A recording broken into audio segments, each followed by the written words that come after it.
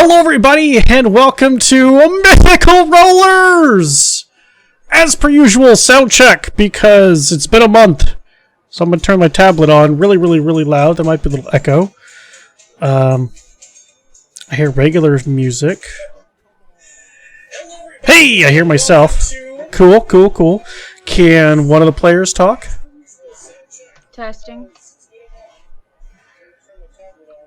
Testing. Can you hear me now? Hey, I hear myself. Cool. Can one of the players talk? Yeah, we can. Perfect. I'm loud. I could definitely turn myself down. I scream. There we go. We'll turn myself down. Snack, how's this as far as my voice? Oh my goodness. I still have the going on. All right. A month off. Month of me not DMing, of changing the room. Like it used to be. Like right here was the green screen. I can still go further back. That's not good. How far back can you go? Let's see, that's 10, 11, 12 feet, 12 by 16. Yes. Yeah, 12 by 16. Some of the upgrades that we got, obviously this more fancy boom mic. The Bluetooth headsets are not shipped yet from where I ordered them, so still waiting on that. I have a Die Hard dice cam, so if we are doing some dice rolls that I think you all should be able to see, I can flip over to that camera.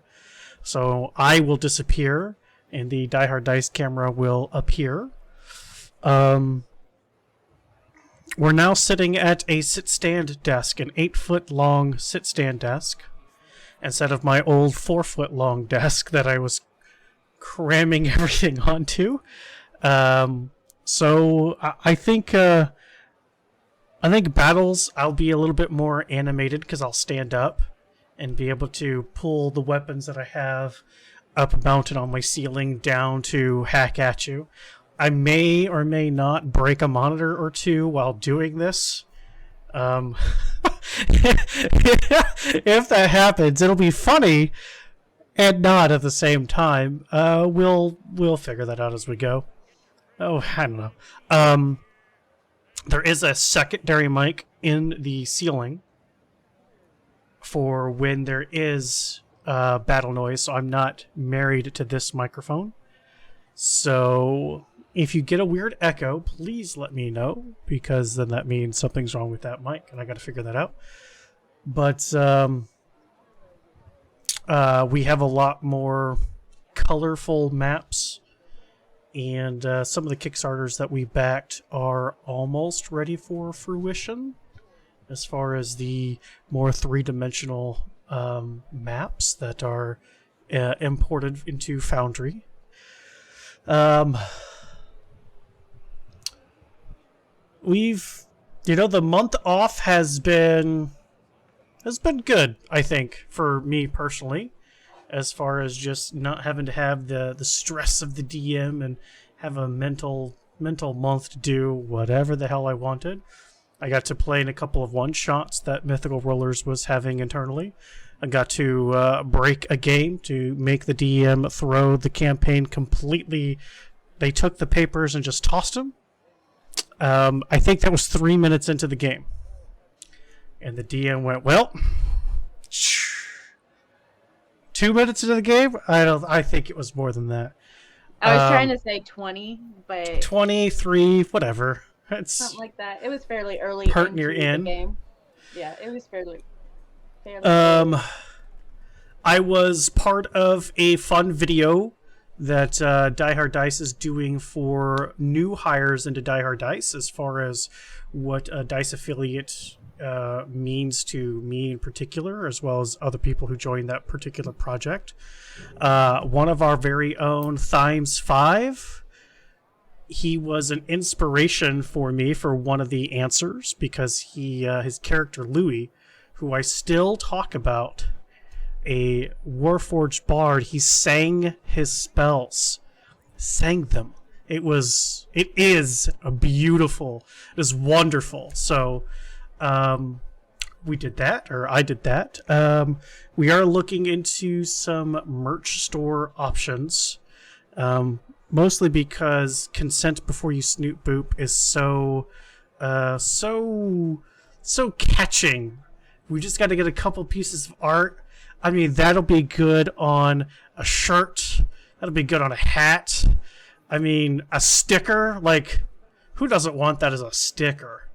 There's just a mug. I want a mug. A mug. We've got options. So. One of the moderators sent me a couple of places to look into. I looked into what Streamlabs offers as far as a storefront is concerned, and I just think that their prices for the consumer are just way too much. I can't see me spending $30 on a baseball cap. Like, that's rough. Even a custom one, I don't know. So we're looking at different options. That's coming soon. What do we? I've been a month. I don't even know what the hell to do anymore. Cephalopod Studios back to full-time streaming. They do have commissions open.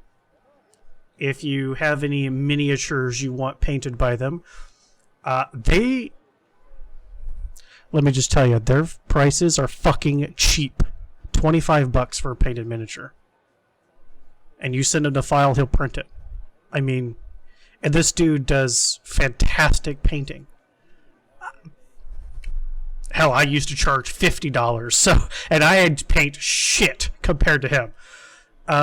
So, if you're interested in that kind of stuff, go check him out. Links are down below on the sections down here. There's a section that has his stuff and his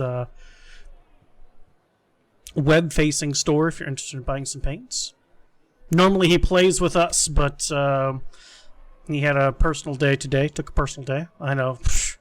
We're back in August, like you had a month of personal days. But whatever. We'll be nice. Sort of. I think we're just gonna jump into last time on, as it's been it's been a hot minute. I'll remind everybody, make sure you have your Sirenscape player loaded, because Epic Games need epic sounds. Because this chapter has a lot of fun ambient sounds. Some that are a little loud. So I will try to preface that before changing the sound set. With something like going loud or some sort of trigger, so you know to adjust the volume on that a little bit down. But last time, a month ago, who wants to tell the people what happened? The peeps, the homies.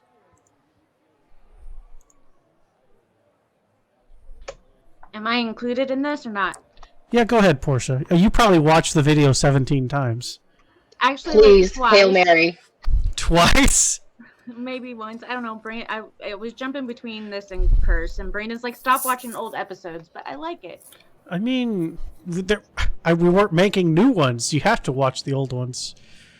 I almost got caught up on uploading to YouTube those too, but I did not.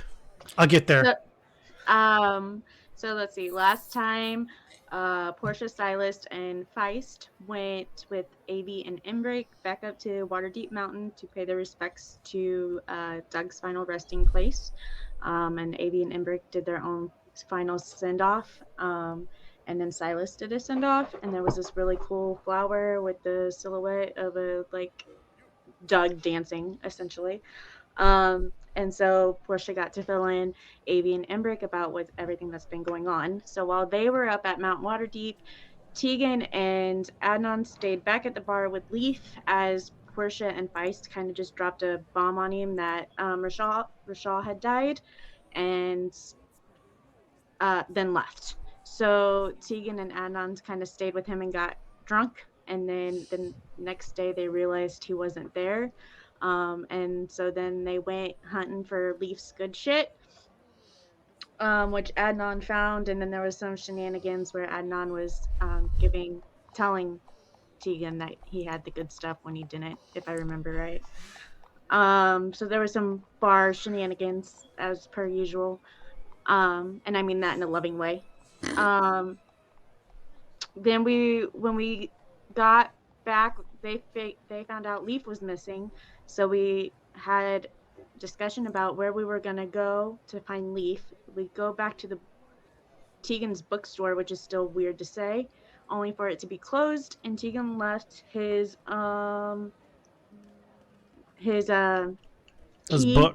key Yep.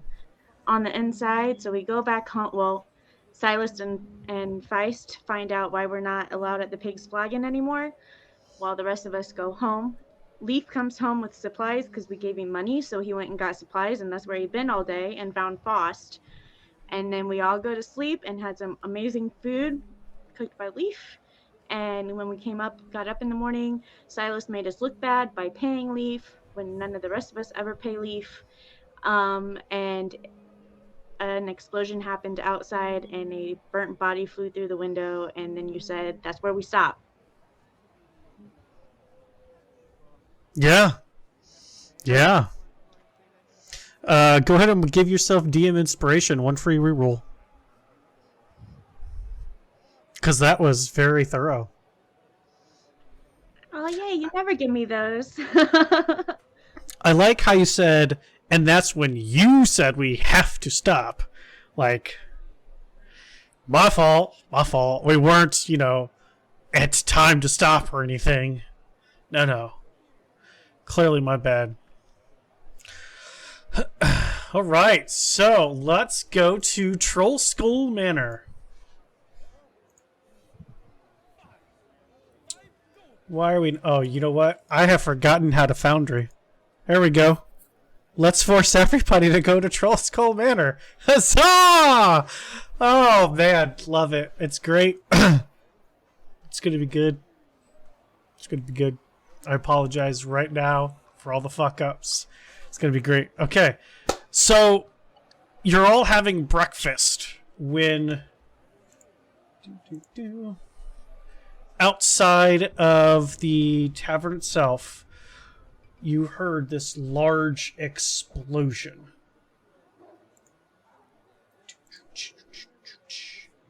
Nope. What are you doing? There it goes. As the windows rattle, and as the roar of the explosion fills Troll Skull Alley, charred bodies and anguished screams fly through the air.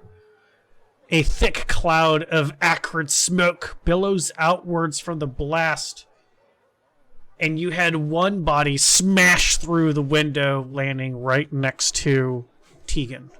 What do you all do? Jump in Leviathan. I am gonna go take a look at the body. Make sure see if the body's alive. Portia or I run outside. Feist will follow once she's suited up. Okay. So the explosion, did it seem like it was coming from like the front door, or I would like to run towards the explosion, but I'm not exactly sure where. So you're all inside. If you are where your character is now, to the left of your token, towards Tegan, is where you heard the explosion, and that window on the southern edge of Tegan, right here, is the one that the body comes crashing into before landing at Tegan's feet. You can look out that window and see the building on the opposite side is charred where a large explosion has happened. There is people screaming, in general, just chaos. There's still smoke billowing up. I'm going to run out. I'm going to hop out the broken window into the street, and see maybe if I can determine what happened. Okay. Give me an acrobatics roll to see if you cut yourself on the remaining bits of glass. Silas, you coming up to the body. Quick cursory glance. It's charred. With the smoke kind of billowing in, it's hard to see if it's breathing or not. If you're going to do a little bit more, I need you to make a medicine check. Add 21, no problem. You have jumped out.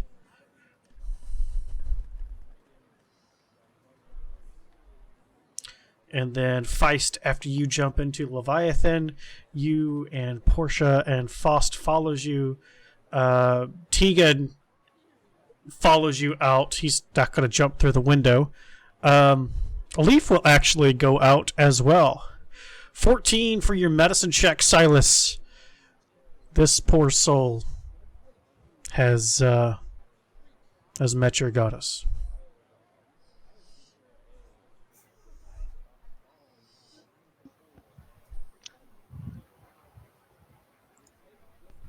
But the body's whole, just charred. The body's not blown to bits. No. The left side of it is charred, covered in soot and blistered. The right side, other than being smashed, it's got cuts and some glass embedded into it from smashing through the window. Some of the bones are broken in odd places just because, again, body going through a window. But only one side is charred as far as the explosion, making you think like the explosion obviously happened on their left side some way, shape, or form. I cast Spare the Dying. Okay. As you reach out, closing your eyes to find that thread, to try to retie it just before it's gone, there's no thread for you to grasp onto. This particular soul is beyond your reach.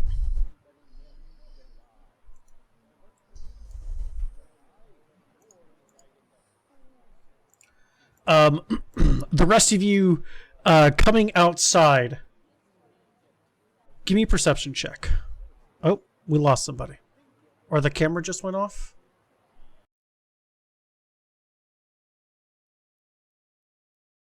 Always is. So you and I are fine. We're the only ones fine here. I was gonna say you got a target-rich environment for blaming right now. Exactly. We're safe. Shots fired.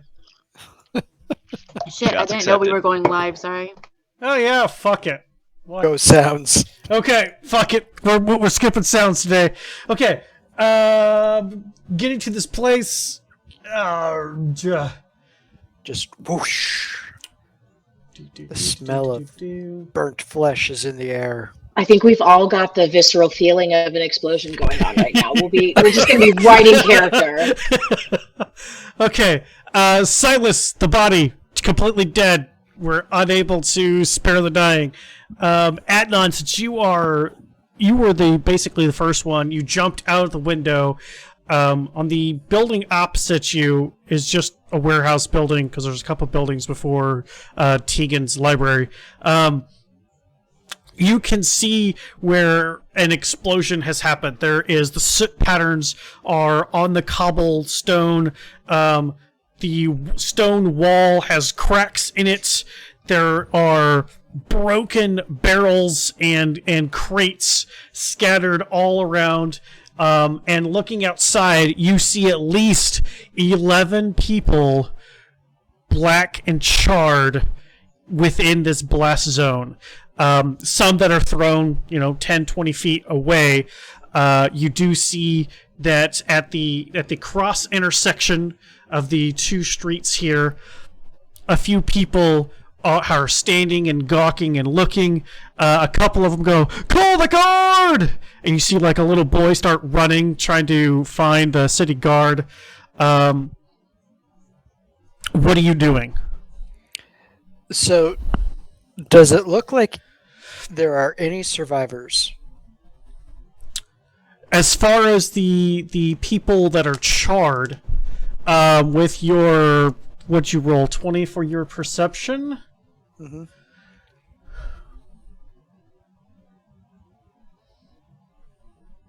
Ednan's trying to...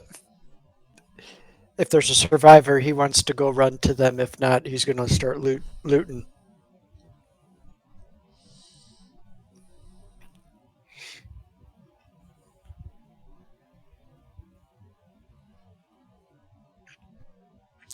As you're making your way through the bodies, Portia, Feist, Tegan, and Faust all are kind of out, seeing what you're doing. They all kind of start to help, and between all of you, you come across an elderly female who appears human, dead. Two cloaked, maybe men. Leather armor, even though they were just an explosion, is blacker than just burnt leather armor, making you think that their armor is already black. Their weapons are still sheathed, so whoever these couple people are, weren't. Whatever happened, they didn't even get a time to react to it. They were unawares. You come across two human females, a male elf, excuse me. They appear to be dressed in plain clothes. Maybe servants of some kind, judging by the attire. Dead. You do see one gnome and two female halflings and a male halfling, and you recognize them as they are typical within Troll Skull Alley as alleyway entertainment. There's been a few times where they've been dancing, playing a flute and a fiddle, and one of them sings that they just have kind of an ambient, atmospheric, you toss a couple coppers, or, fellow bard, you might do, a little bit more whenever you can. They are also dead. Okay. So, everyone I see is dead. Mm-hmm. Given the quick surveillance that I had of the bodies, my attention is going to be drawn towards the two individuals that are in the dark armor, leather. Kind of rings a bell in Adnan's head as to the warehouse and the armors that he saw in there. And so he's going to want to go in for I would like to go in for a closer look, and also check them to see, well, what they have on them and if there's any clues to it. It sounds like they were the target of this explosion and the rest were collateral damage. Okay. While he's doing that, what are the rest of you doing?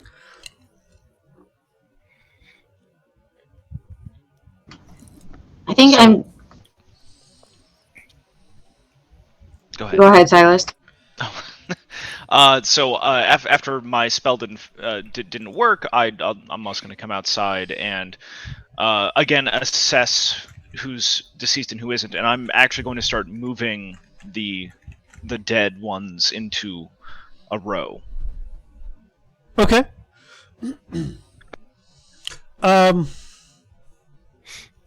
Of the obvious people, the 11 that have the scorch, well, 12 if you count the person who flew into your bar, all these people that are scorched and burnt in some way, shape, or form, you start pulling them and setting them and lining them up.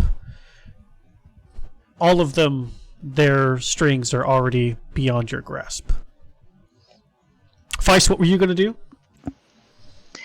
with my incredible roll of a 9, what do I perceive as the source of the explosion? Because she's going to go look to try and help if something's still on fire or if people are trapped somewhere or something like that. That's what Portia was going to do too. I figured it was the two of them running over that way. Okay. As you're coming out, as far as a source of the explosion, you're not sure. It's been a long time since you've seen a massacre of this scale that seemed unwarranted. It wasn't a wartime thing. This kind of carnage you would expect warring tribes to do, not inside Waterdeep of all places. So Feist, you're kind of shocked because the amount of damage you would expect out in the the magnitude of it, you would expect that more wilderness warring tribes. This seems it's a different level for you. And you don't see anybody trapped. The bodies like they're not trapped under things. There's no like side of a building that has fallen off. The warehouse across the way is cracked, but it's still strong. It would take a few more hits before that wall would collapse. And since you two specifically are more looking to help, I imagine you two would just follow Silas's lead in seeing what he's doing in order to get the bodies into a row and trying to perform any sort of medical attention. I think actually, with that description now, I think actually Feist is going to freeze up a little bit and she'll just kind of stop moving in Leviathan and whatever Portia does, but she'll be stock still. Yeah, and at this point, when I've noticed that the threads are gone, I'm past attempting healing, and I'm more getting ready to start performing rites and making sure that people are there to be identified. Sure. And I will follow Silas's lead in helping get those bodies out of the way and help him out.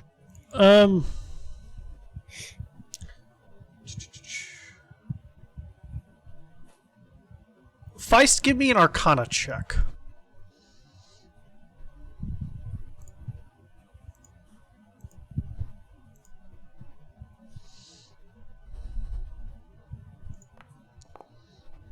That was... Oh, there it goes. There it is. Rolling like crap today. 14.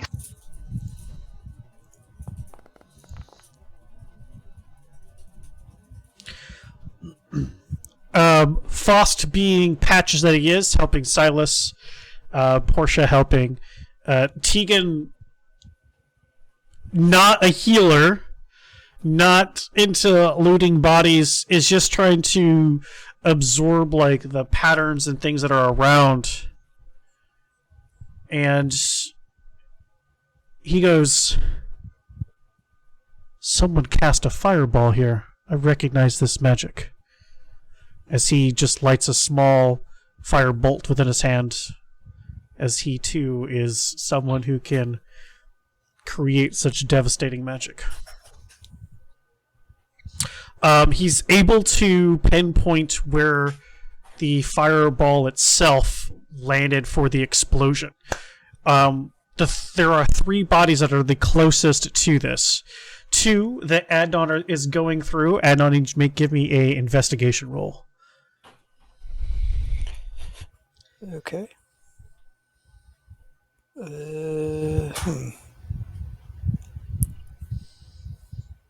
Something has happened with my foundry. No! I do not have... What?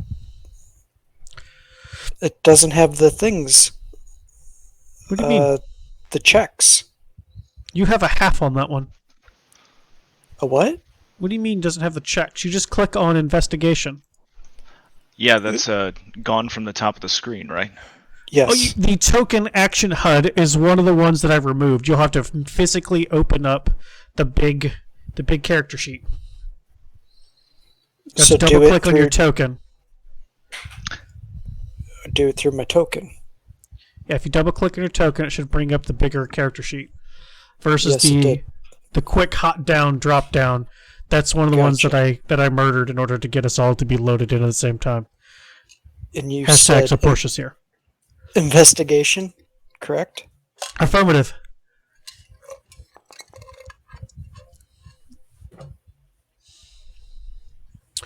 Well, we roll that beautiful 18. Wonderful. As you are going through these two people, you recognize a couple of things. First off, one of them on their right forearm is a tattoo of a winged snake, which is you would know as the symbol of the Black Network.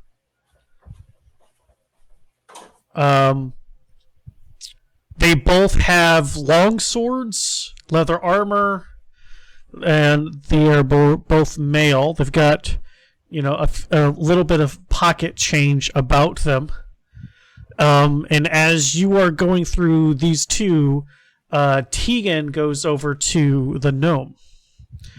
And as Tegan walks by you, he goes, "Well, a firebolt took out these three first.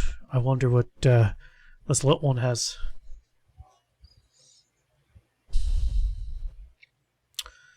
And so he goes through the pockets of the little one.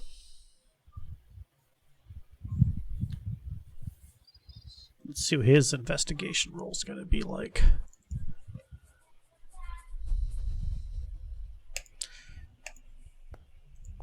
Oh, he gets down.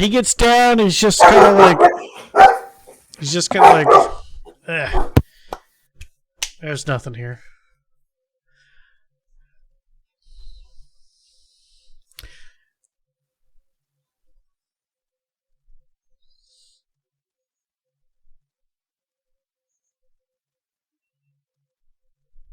What are you all doing?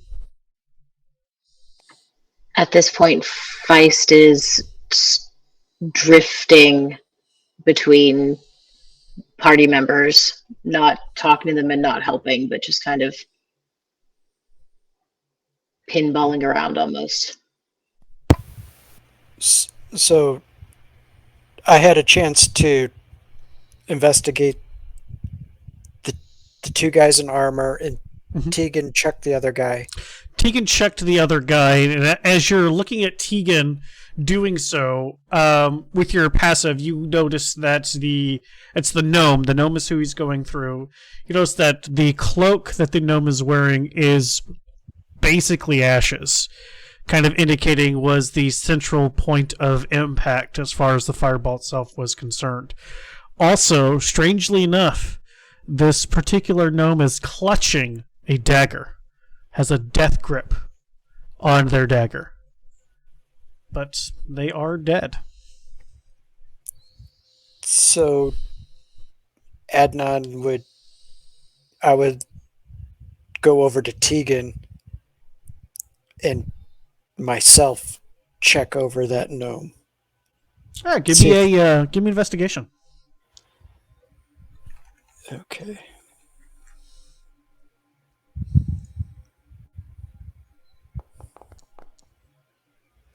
I'm going to use recognizing that there has been a disruption in the time continuum. I am going to spin back time to make sure that we stay on our current timeline and roll that again. If you could turn back time, if you could find a way. 15, hot diggity dog. Yeah, there is you notice a couple of different things besides this particular dead gnome.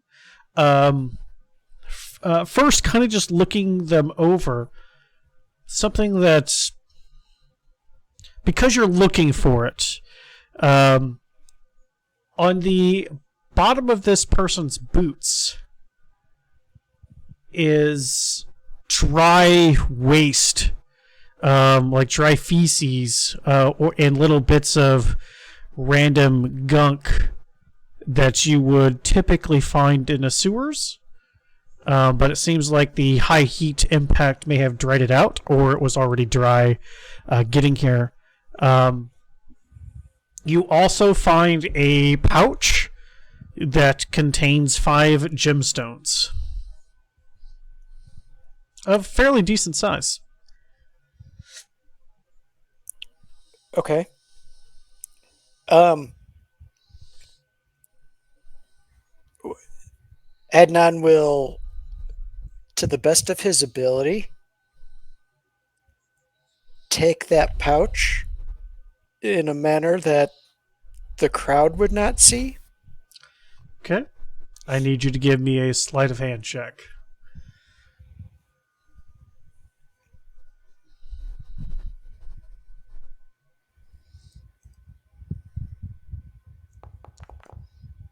Damn it, I should have realized with my time continuum that... So you grab that pouch, and you're looking around to see if anybody's looking, and you do see that there is at least one, maybe 2 people. One for sure that notices you, noticing them, noticing you taking a pouch off of a body that's in the middle of a crime scene. Okay. The dagger, is there anything unusual about it? It's not like adorned with anything. It's just your typical base level blacksmith dagger. It's no seaman steel dagger, but it'll poke somebody once or twice. And I don't nothing identifiable about it. And I don't recognize the individual. You do not know. Okay. The only ones that you specifically recognized was the band. Okay. Since I'm done there, the person whom I locked eyes with, I will make my way over to them. Okay. You walk over. As you're walking that way, what are the rest of you? By this time, a couple minutes have gone by. I imagine that all of the bodies, even the maybe at this point getting to the gnome as Adnan's walking away from it, getting the gnome into the pile, the long line. All of you can hear the sound of metal, ching ching ching ching ching, giving you the impression that the city guard is booking it and is at least within loud armor distance. So you maybe have about a minute before the city watch gets involved, and being the upright citizens that you are, you know that once the crime scene has been taken over by the city watch, you no longer have access to it. So is there anything else the rest of you want to do? So, after having seen to the dead, without performing rituals for them, but at least getting them together, I'd like to actually try and figure out exactly where this blast started. Okay. So your perception, your ears catch a lot of sounds. They're pretty big and floofy like that. You heard Tegan talking about a fireball. Okay. And you see, like, he is in a specific section studying it And as you're kind of like walking over to him at this point after finishing the bodies, he just kind of points down to the alley closer to where the cross section is, and he just goes, I mean, I can somewhere that way, but I don't see anybody now. Well, I'm definitely going to go down there and look around to see if there's anything noticeable. Not being a spellcaster myself, I doubt that I would know to look for or not look for anything, but I would be curious to see if there was anything out of the ordinary. Where Tegan is pointing where he thinks whoever cast the spell was standing, or where Keegan is thinking the impact is? Where he thinks the caster was standing. Okay. All right. And Feist and Portia, what are you two doing?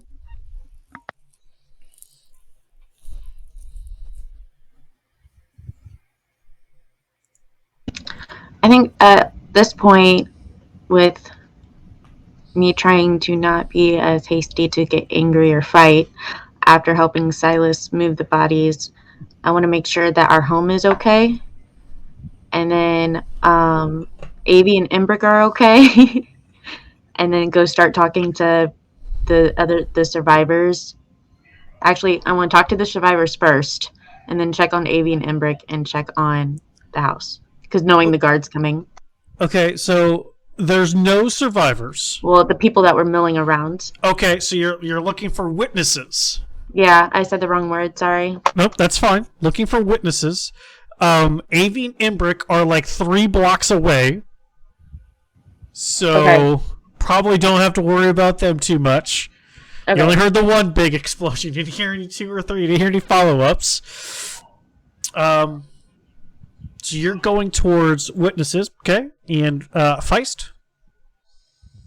Feist is still a little bit out of it, but they will float behind Silas, and also hearing Tegan and Silas talking will also want to look around the alley to see if there was anything dropped or any sigils or anything that they can find.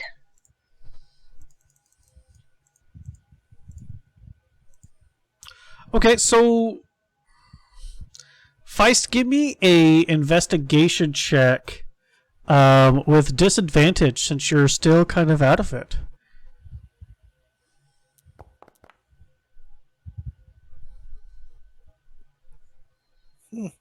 Damn! I'm out of it, but smart. Hot diggity dog!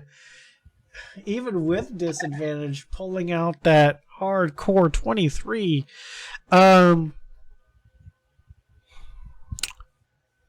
Seeing your new friends and allies kind of put a filter on what has transpired and trying to figure things out, that makes your more detailed orientated mind like kick in. The logic side pushes through against the typical emotion side. Not typical, but the currently feeling emotional side.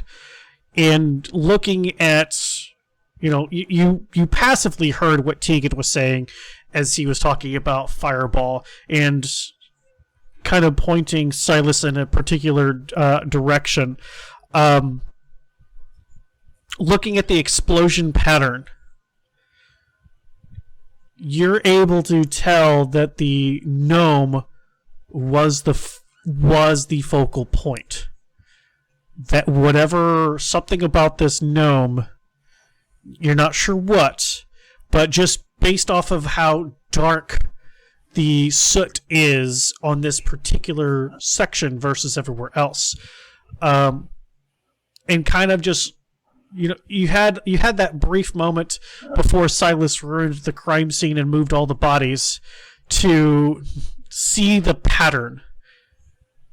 Even with disadvantage and not able to see it anymore, your mind captured that, and you can see where the the three bards were typically standing and just doing their own little tune, where the three people in more commoners' clothes were just walking up, and you're starting to look at, like, there's a burnt bag of herbs. They clearly just came from the herb shop. They must have just been shopping. And putting things together and seeing and remembering where the two people were placed that Adnan was searching through, and then the dagger in the gnome's hand, obviously the dagger turned around to face these two, and then somebody else chucked in this fireball. Because these two did not have a chance to draw weapons. It makes you think that there are three parties involved. There's the gnome, there's the two humans, well, you don't know that they are humans, but the two humanoid men in the dark leather armor that were obviously some kind of confrontation. You believe that because the gnome had the dagger out, still has a dagger and a death grip. And then the third party fireball, it's two against a gnome, chances are they can overpower the gnome. Why would their own allies shoot a fireball? Typically would not. So there's a third party involved. And looking towards where Tegan is pointing as a guesstimation where fireball could go, thinking about you and your magic and the couple of times you've seen Tegan do fiery magic, Tegan's able to make his fire spells twist and bend and turn. It could have... There's no telling where this thing came from. They could be standing 10 feet away, throw it up in the air, and it can come straight down, making it look like it came straight down. They could be from the left and shoot it forward, but make it curve back around to make it look like it came from that particular direction. Magic users have that ability to control their spells to the point of impact, where they have so much of a range. Just because you cast fireball doesn't mean you go straight. You could lob it. You could twist it. You can make it do a spin, do a flare, if you will. You yourself have experimented with some magics, trying to see if you can optimize the output by putting spins and twists on things. So the origination point is too hard to say it just came from there. But you do know fire magic typically has a shorter range. So maybe within 60 feet. But that's from impact, that's a radius. So you're looking at 120 feet diameter of anywhere this thing could have originated from. And you know that after the point of impact, between that happening and people reacting, I mean, who or whatever did that is gone. With your 23 investigation with disadvantage, that's what your mind comes up with. Okay. With that information, they will, as their mind's working on that information and they're grounding back in their brain and back in their body, and if they have time before the city guard shows up, they will run over to the black armored individuals and try and figure and see if there's anything on them, mark sigils identifying anything. So easy to do because the bodies have been dragged closer to the tavern. Again, the crime scene was completely ruined due to the acts of the party here. Silas, that was a bad idea. As they're rooting through the... You don't discover anything new. There's a tattoo on one of them, but it's not one that you are familiar with, as that is more of a city thing than you delve into. Other than the fact that they are black leather armor, darker cloaks, still weapons sheathed. They still have a purse. Each of them has a purse with a few coins in it. But other than that tattoo, nothing really identifying them one way or the other. They're just going to make sure they've got the tattoo and what their how they look is really seared into their brain for further investigation later. Yeah. Portia, what are you doing? So I want to go over to some of the witnesses. I used the right word that time. It doesn't matter which ones, whichever ones I'm closest to at that point after leaving Silas.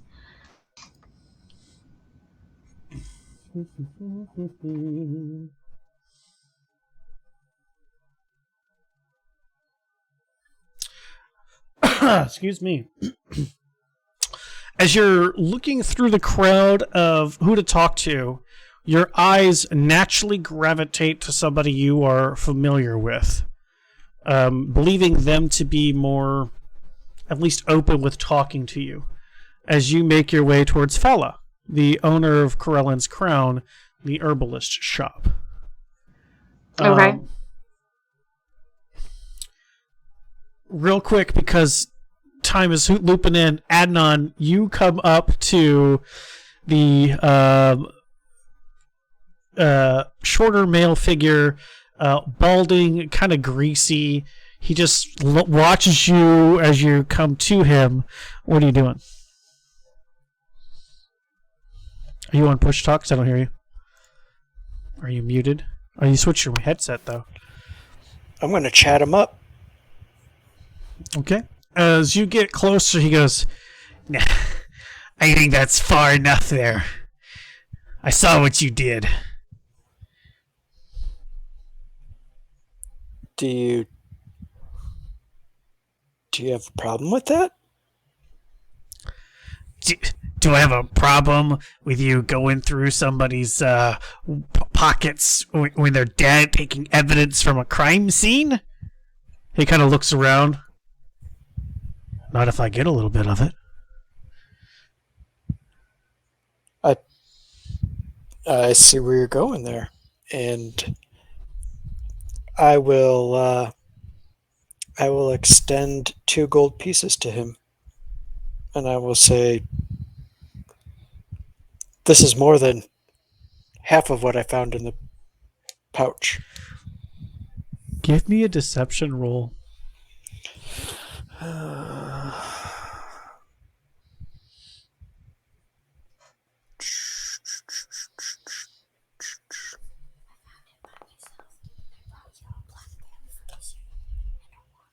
Okay.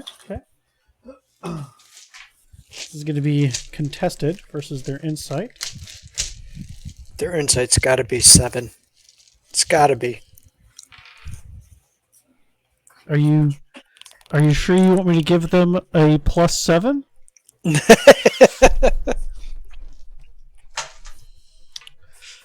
They, as you reach your hand up with the 2 coins, they grasp your hand and they, I didn't see nothing.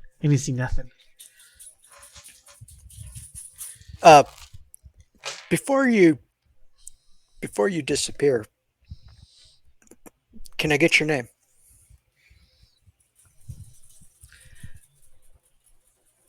No. I was never here. I didn't see nothing. You, sir, are one of my people. And I will... Listen, I don't know you. I wasn't here. I didn't see nothing. I'm just gonna go. I'm just right down this way. You have a great day, and as he points like behind you. Watch out. The plate wearers are here. And you can hear of the city watch arriving. Okay, Adnan will use that opportunity to sort of disappear into the crowd, but strike up conversation with people in the crowd to see if he can identify any witnesses. Okay. Coming down the main entrance of the crowd, and Silas, you're able to see this before everybody else, is that you can see up in the sky is a Griffin cavalry rider. Has come over from the smoke as it's a beacon, basically, for this nice, clear, kind of crisp morning. It's pushing more into fall. A Griffin rider, huge wingspan, just flies down and lands in the center of the court, of the cross alleyway there. From where you were at, you don't see like any signs that would give you any indication of where the spell itself originated from. Some spells, most spells, even ones that have material components, either they're consumed and so there's really nothing left, or you take that material component back, with you. There's no like chewing gum wrappers that look fresh. There's no spell shell casings. This is an outlaw star. There's, unfortunately, the Trollskull Alley is, because of a couple of the shops on the other side, it does get quite a bit of traffic. So even that doesn't give you too much. But you're able to see off towards the west, coming from that section of the alley as the Griffin Rider is landing, is maybe about 12 to 14 city guards.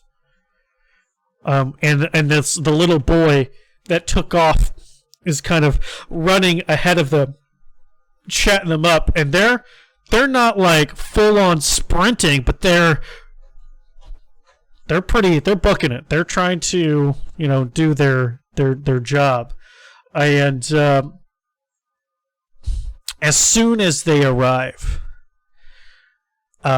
6 of them stand and kind of block new citizens from going into the alley itself.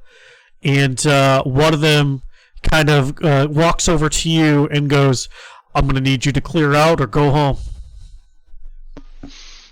Of course, who will be seeing to the dead? Once we figure out what's what, he kind of looks you over. I imagine that would be your department. Very good.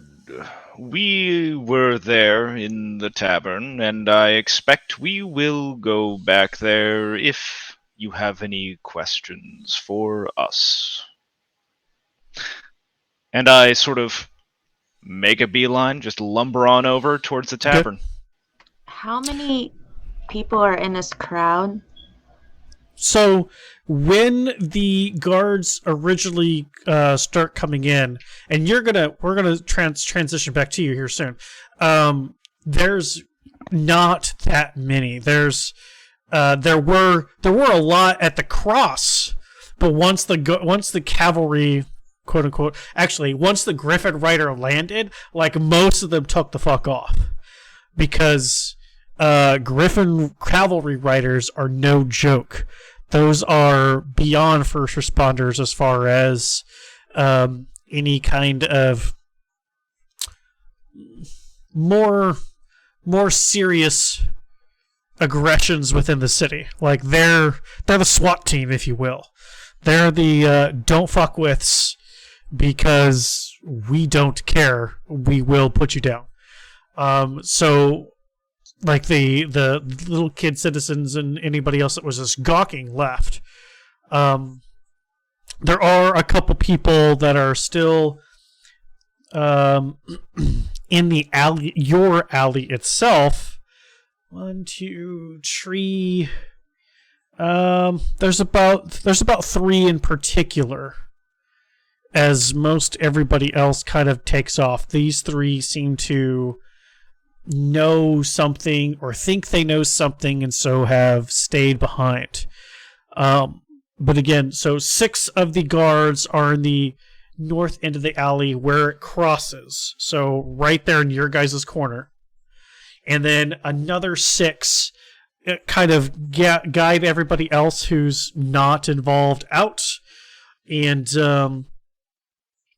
asks for any witnesses to stay. And then seeing this pile of corpses neatly in a line, looking at things, they are loudly cursing at whoever the dumb fucks were that moved these bodies and have interrupted the flow of the crime scene. And but just before that happens, Portia, you come up to Fala, and just a quick reminder, they identify as they, not sure one way or the other. They own Corellan's crown. You've been there a couple of times. Some of you have physically taken entire plants out of their shop. And, they had a quest for you that didn't end so well, but as you walk up to them, what do you say? Vala, are you okay? Oh, I'm fine, dear. Just a little shaken. Did you happen to see anything? What's going on? Well, it looks like, you and your group kind of taken the reins on this, but I was watering the plants in the greenhouse on the 2nd floor when the blast blew out some of our windows, and they kind of point up, and their 2nd floor is nothing but glass. It's a large greenhouse on their 2nd floor, and a couple of the roof panes of glass and one wall pane of glass completely shattered. Luckily, I wasn't injured, though through the smoke, I swear I saw someone take something off of that tiny body and start limping away. It seemed burnt and constantly casting glances over their shoulder. Maybe he was afraid someone would follow him? He looked like he was heading right towards the bent nail. I don't know if that helps you at all.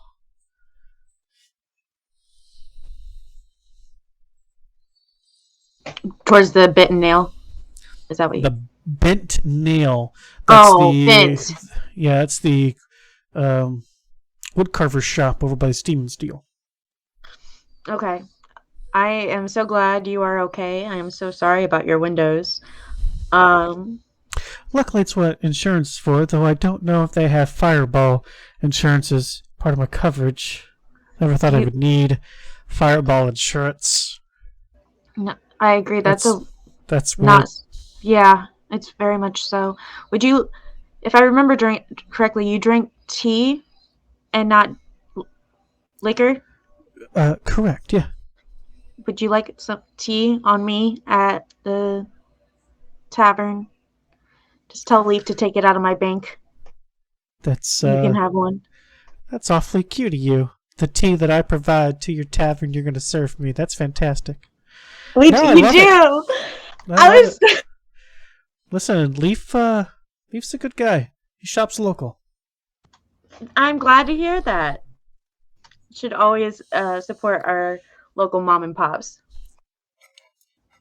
Well, I'm not a mom or a pop, but I appreciate the business. Very true. I apologize. Our small business owners. It's okay. You're a little flustered. I get it. I thank you. You're and quite I just welcome. kind of awkwardly walk away to go find the rest of my group. So, of the people that are left, there's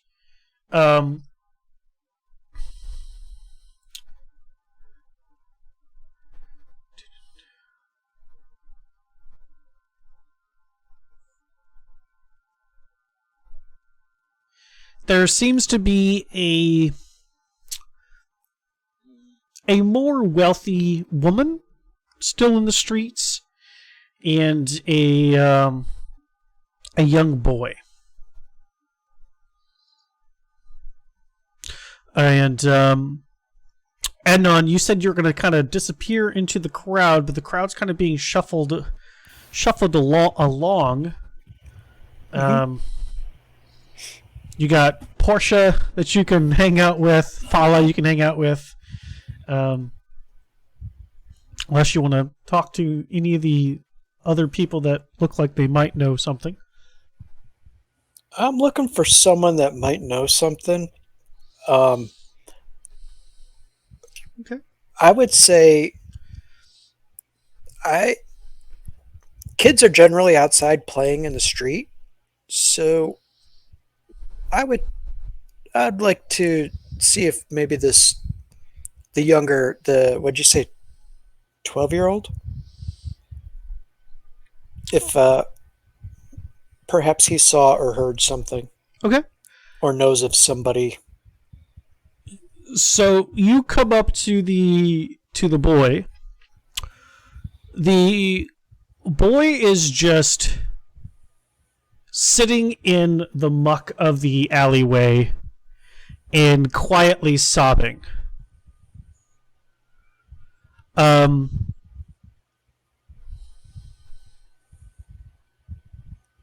That's interesting. Give me a perception check. I thought you were going to say animal handling to talk to the child. No, that would be demonic handling. I have children, they're demons. 16. You recognize the boy as usually whenever the halflings are out doing their singing and dancing, the boy is there. Not that it's their kid, because he appears human versus halfling. Just that it's obviously a kid who's on the streets, and whatever little bit they would make, he would get a little bit too. So you recognize the kid, and you can see he's playing with or not playing, but just kind of passively in his hands appears to be a necklace that's got a it looks like it's broken because it's not in a full circle, and the necklace is just a very basic thin, looks like silver chain, and it's got 2 beads on it. And the beads, they kind of jump out at you because they're kind of a twisted red and orange color, and they're small and kind of a twisted red orange color. What do you do? I'm going to ask him if he's okay. Oh, I'm sorry. You would also know that this kid's name is Martem. Martem. Martem. You would know that because, fellow bards. Bards always tip bards. That's just a bard thing. That's how you get a lot of your information. Okay. So, Martin, are you Martem. okay? Martem, are you okay? I see that your company, they didn't fare so well. He just kind of passed in through you. I'm glad that they're dead. Did you see who hurt them? No. Right after the explosion, I ducked behind this rain barrel. Then I heard a plop, and I found this. As he's kind of gesturing towards the necklace. Can I see the necklace? Give me a persuasion check.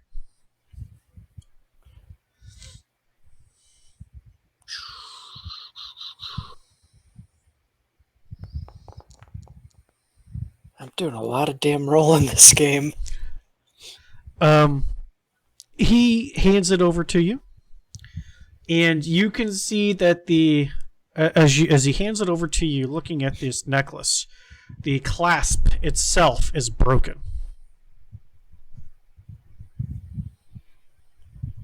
You didn't see where the necklace came from. You just heard it. Just kind of Hit the water? points. Just kind of points up. I imagine from up there. That's interesting. Did you see where the fire came from? I don't know. Yeah. Are you going to be okay?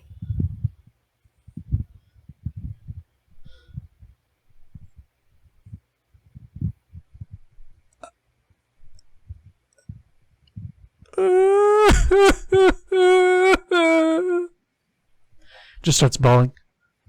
Yeah, Uncle Adnan's not very good at this end of it. Uncle Adnan does know of a guy that's really, really good. Tegan's paying no attention to you. I'm not talking about Tegan on this one. I'm shocked. Have you met my buddy Silas? No, who's that? Oh my gosh. Is that the cow guy? Is it a what guy? Is that the cow guy? No. We got rid of the cow guy. Oh, good. He was mean. He was. Silas is the elephant guy. He's really he's super cool. He stops crying for like a second, goes, "Elephant guy?" Yeah, like he trumpets with his snoot. It's really, really cool. He can play all sorts of tunes with it, and also with his snoot, if you ask him to, he'll boop you with it.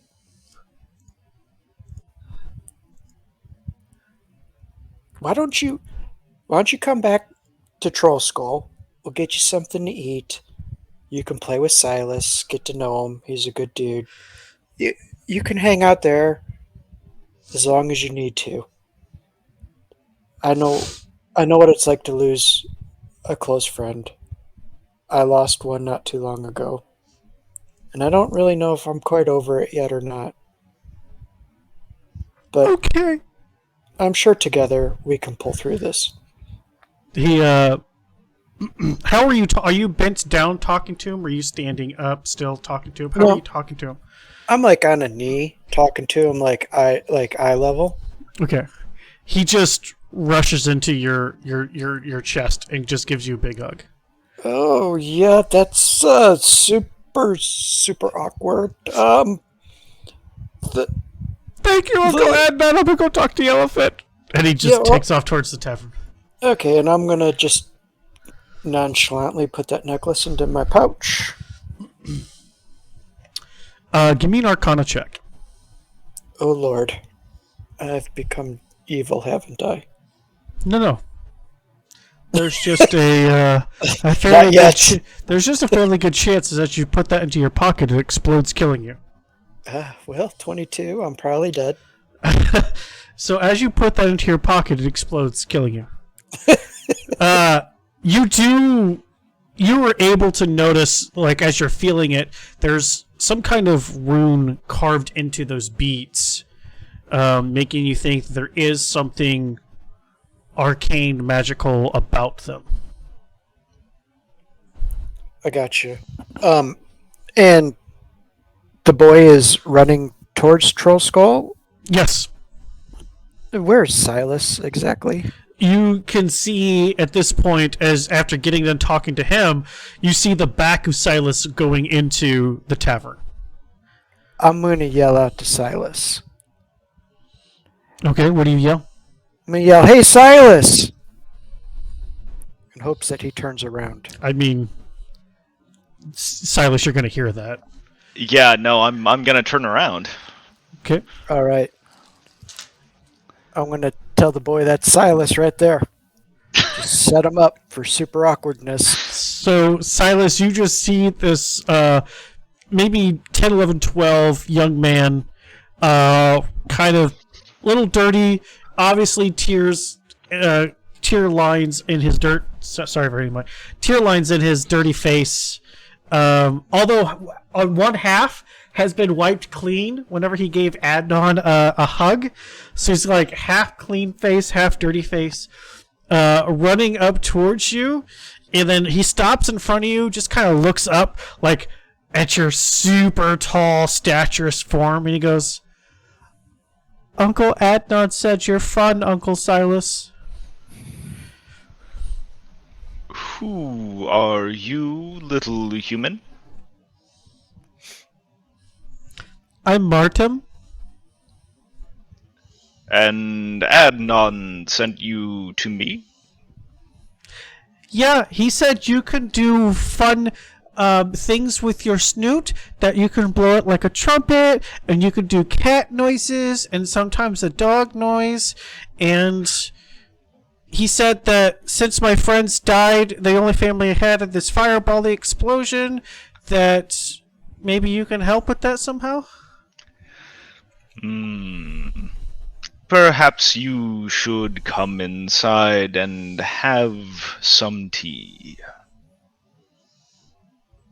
I've never had tea before. It is hot. Uncle Silas, can you lift me up with your trunk? Yes. But I do not do so. He just kind of like looks up at you, still So tears that's kind kind of of a boundary. bubbling in the back of his eyes, looking up at you, and just goes, At that, I reach down with my elongated snoot and pick him up and turn around and go into the tavern. "Okay."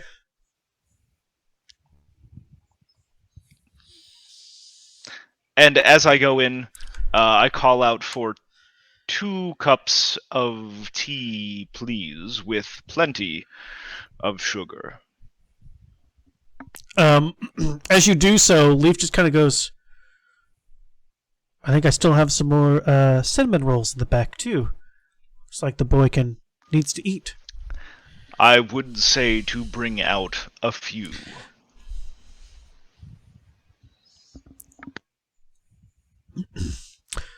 Silas, take a point of DM inspiration. Adnan, reset your time feat for the day.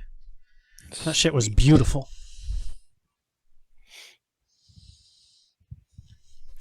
As the other 3 or 6 guards are making their way, they're basically telling you guys to clear out, go back home. Investigation is underway. Feist, what are you doing? They're going to. They were looking at the bodies of the 2 armored men. What was the timing of that with the guard coming in? Like, would they have seen her there, and would they have interacted with her to get her back from them?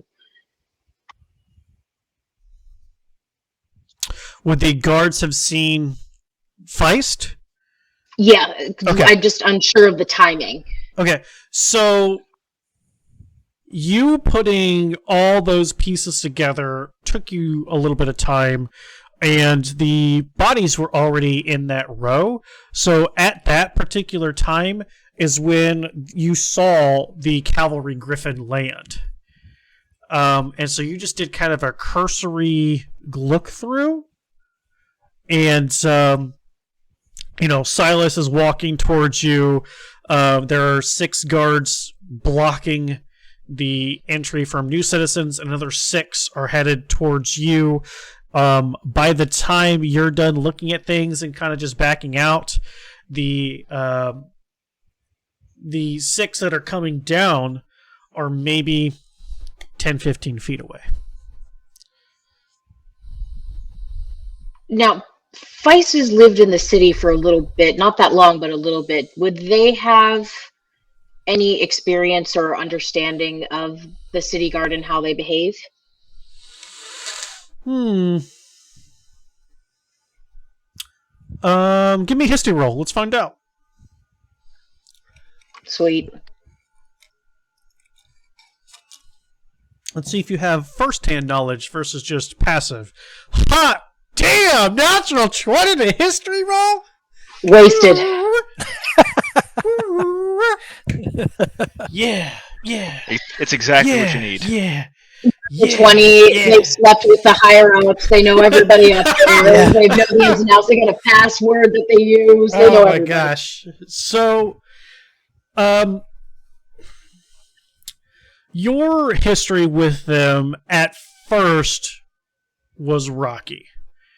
But that's true with most people that interact with your kind. Like that's not something unfamiliar to you. You're used to that kind of stuff, right? So,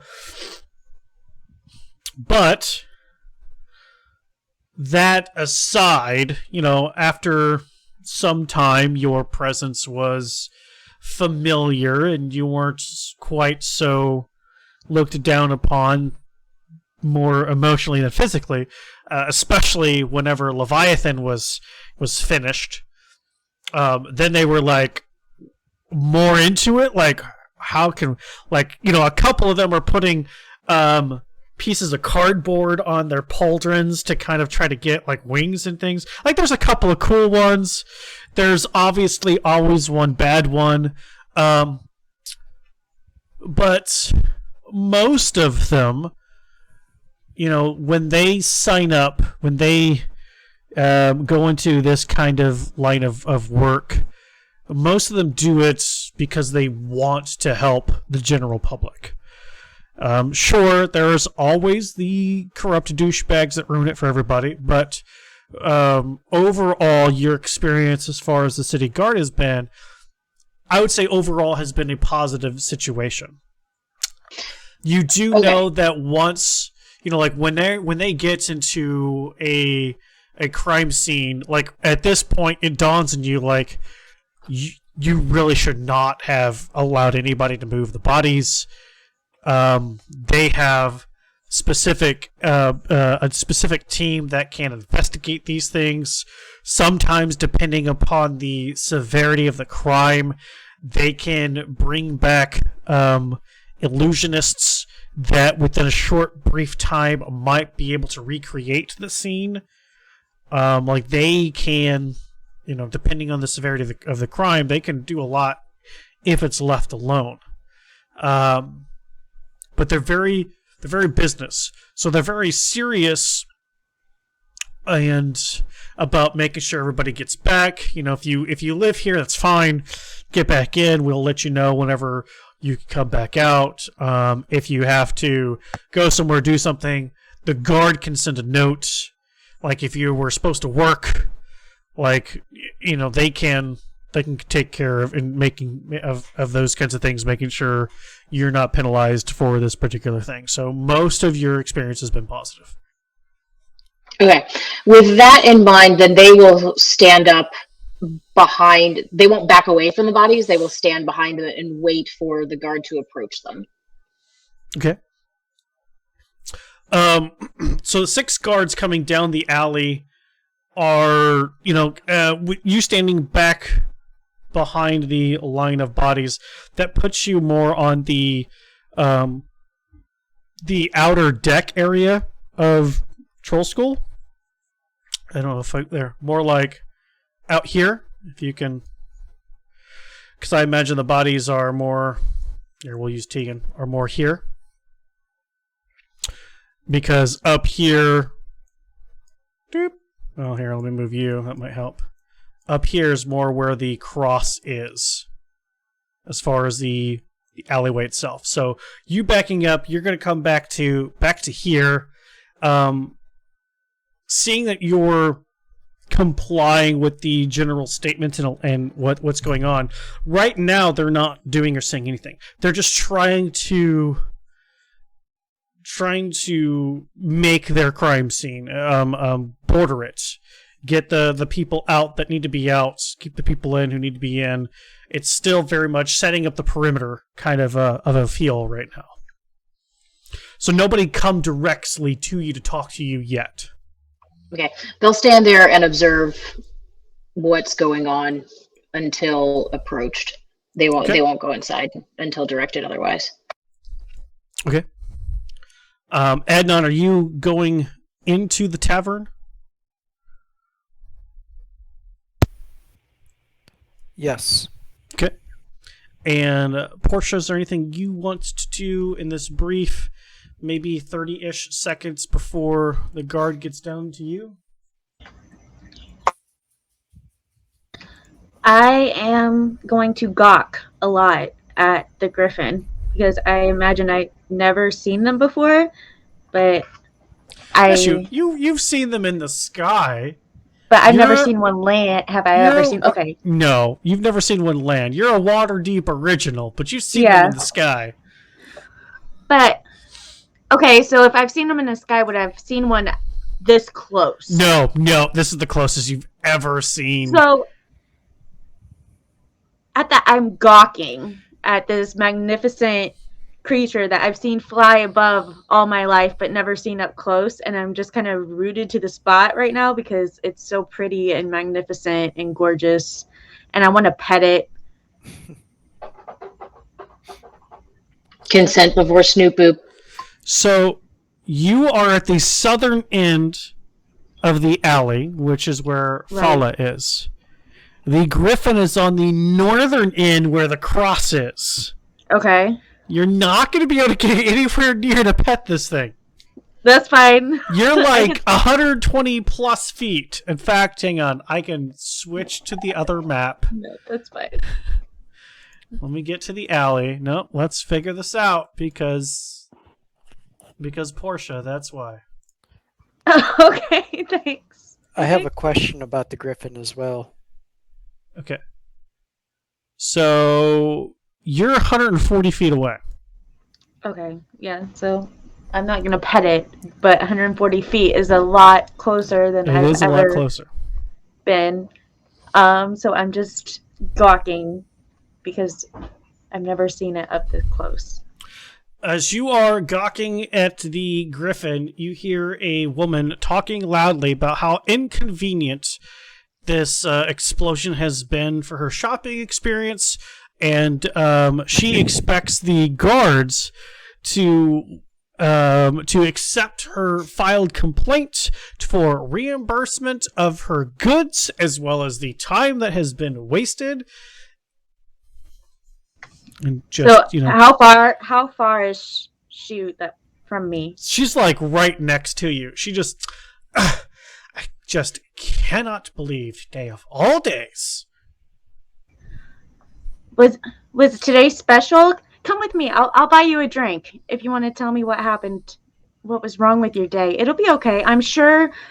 You can file your complaint. I'll walk with you over to them, but let's go get a drink first, and you can tell me about what happened. I'll pay for your drink. I want to hear why it's been such a horrible day. She kind of looks you up and down. Give me a persuasion check.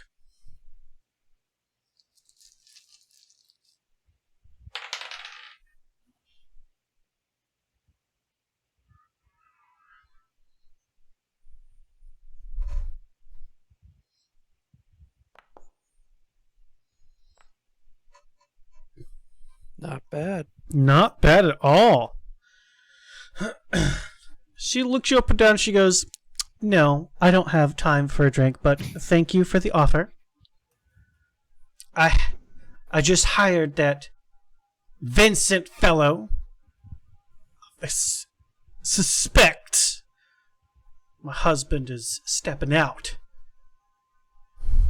And I got places to be before all this shenanigans happened. Though I saw it all! You better come talk to me and pay me for what I gotta say.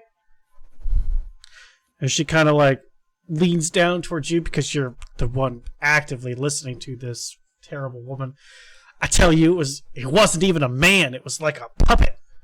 Puppet shaped like a man. Puppet without strings. It's on this rooftop right here, and it hurled something. Tossed into the crowd. Before that thing went... And those bodies hit the floor. I just kind of nod, like encouraging her to keep going. Like, I don't, like, very polite. I wasn't gonna say my customer service, like, yeah, you know what I mean? But that's like exactly like my managerial. Yeah, like, she just goes on into white noise, blah, blah, blah, blah, blah, blah. Shit you can't care nothing about. And is honestly paying no attention to you. Okay. So once I realize she's not paying attention to me, I just kind of look at her and walk back, tell Fala bye, and walk back towards the tavern. Okay. As you are all in the tavern, first of all, there is a pot of tea out. There is also a half-empty container of milk. There are cookie crumbs on a plate. There is still a few cinnamon rolls left. There's a couple of gnawed down to the bone turkey legs that are on a plate, as this kid has just been inhaling everything Leaf can throw at him. Silas, you're impressed of how much food this tiny person can consume, because it's almost more than you. And during this time that he's been consuming this much food, I've been doing my best to explain to him the nature of death, and like that. It seems like we are alone when those around us have passed, but you have your Uncle Adon and myself here, and those that are gone are just with my lady, as we all are eventually. Can I talk to them?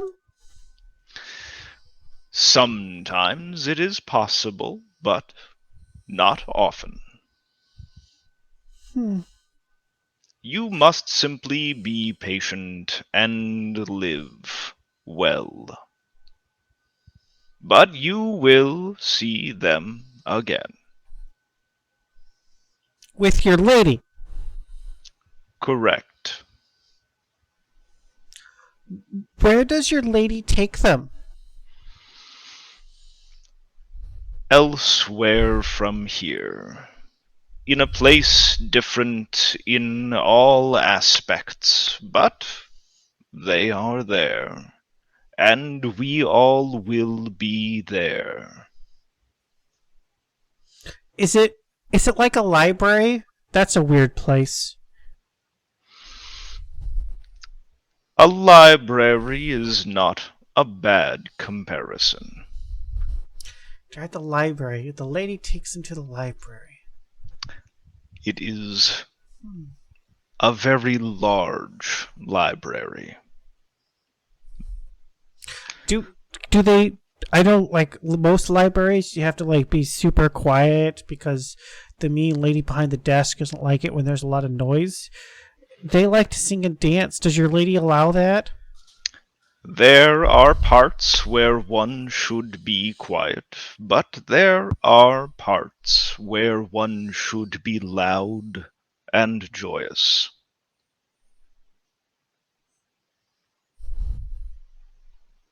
And we will all be there, eventually. Have you ever met your lady? Through some ways and means, yes. She sounds like she's pretty cool. That is an apt descriptor. What are the rest of you doing as Uncle Silas is taking care of just Uncle Silas and now Uncle Leaf? So, like, when we walk in, at what part of Silas is at his story? That I whole worded part that that you funny. the whole part that you heard is the Okay. part of the story that you're walking in on. And I mean, it seems like Martin has calmed down. Strangely enough, he's wearing now just like a really long white shirt. He appears cleaned up, and it looks like, as neat freak as Leaf is, he was not about to let this boy dirty up his bar. So he's obviously wearing a long white shirt that is obviously too big for him. What you thought was dark brown hair is actually kind of a dirty blonde once it's cleaned. The kid has been cleaned. He's kind of a lighter pale skinned kid with kind of just obviously unkept dirty blonde, kind of curly hair, these really bright blue eyes that now that he's not crying and his attention has been shifted to something that's of interest, they really kind of light up. And he's got just a couple of freckles on the left cheek on his face, not his butt cheek. Quit being weird. But otherwise his feet just dangle off the bar stool. He seems involved in what Uncle Silas is saying, and you see what you see. I imagine that as I walk in and I see this and I hear this, I do one of these, and I'm just like, once Silas is done, I'd be like, where'd the kid come from? He was sent by Adnan to me. Sent by, I mean, there's so many different ways I can take that. What do you mean he was sent by Adnan to you? Adnan told him to come to me. Okay. And I jump up. Adnan's here. Like, Adnan came in here before you did. Adnan, what was your question about the griffin, though? Oh, with the griffin, does Adnan know if they're part of the Queen's Guard? Or the City Watch? Or are they affiliated with another group? Give me a perception check. You're not exactly close enough to see any kind of insignia, but we'll see what happens. I wasn't sure if he knew from his encounters in his time in Waterdeep up to this point. So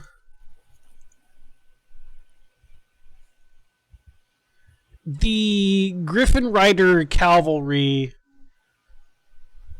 there's no like dedicated insignia that you can see that as far as like any kind of a royal guard.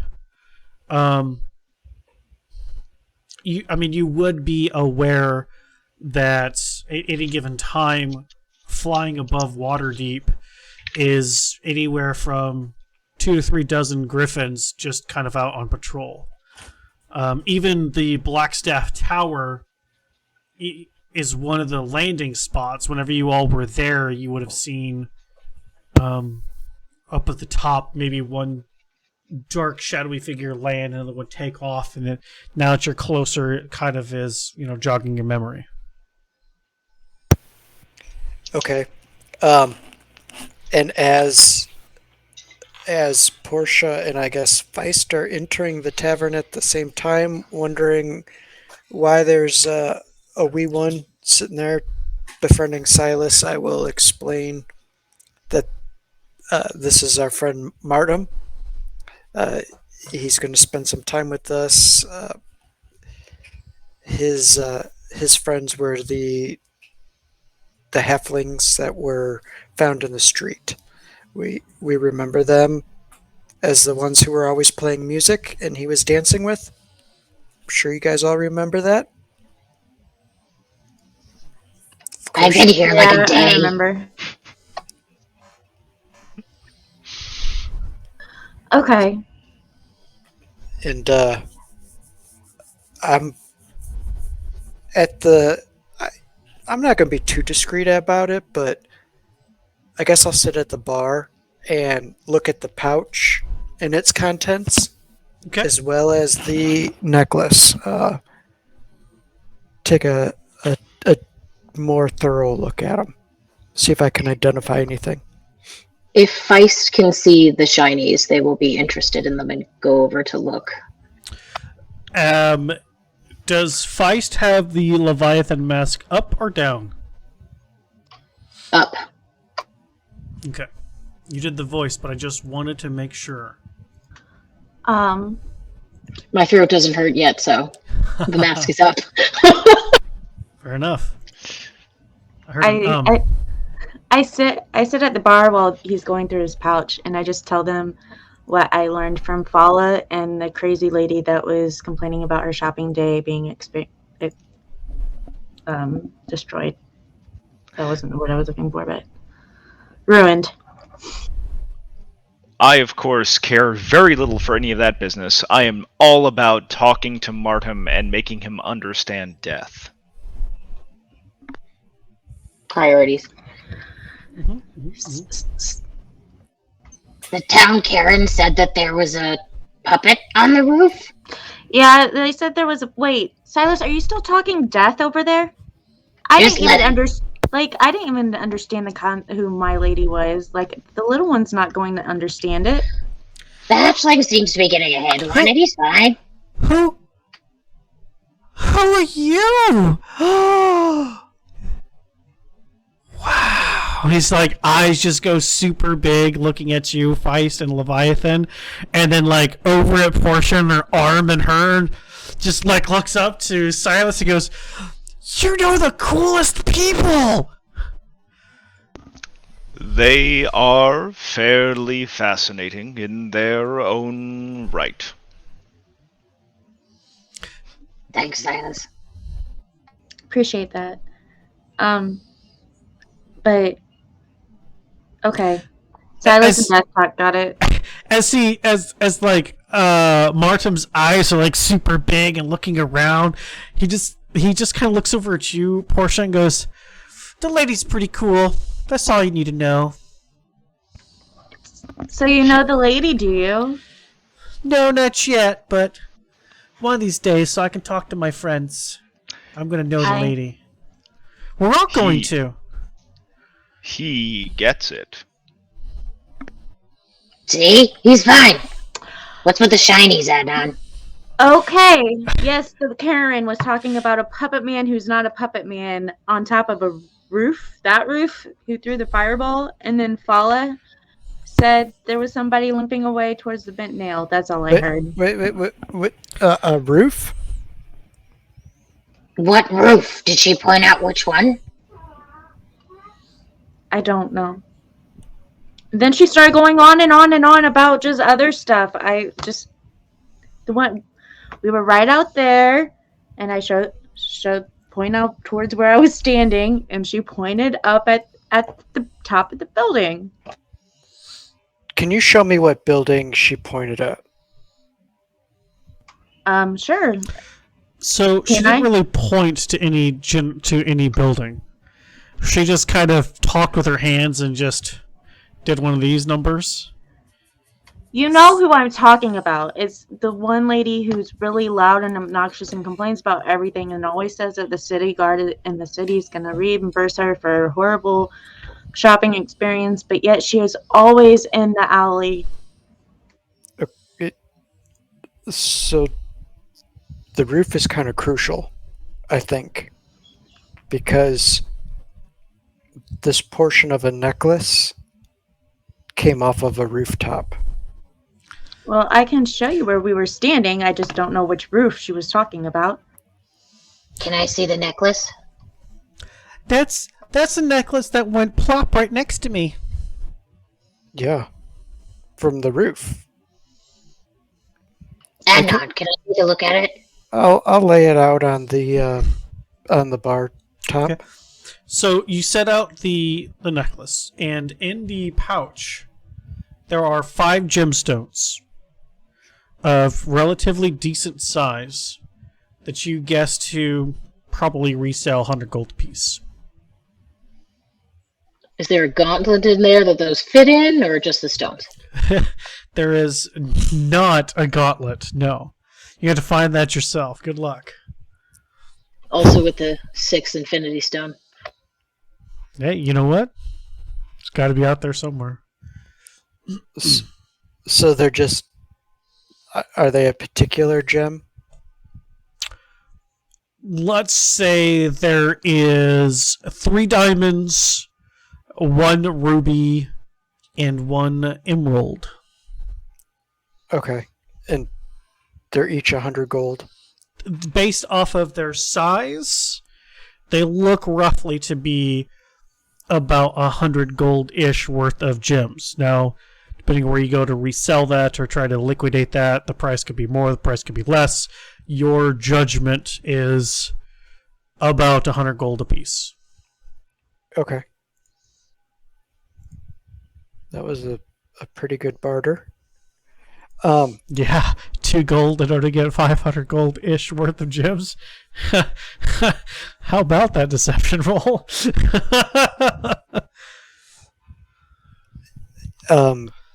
So I'll just see if I can figure out what's up with the necklace.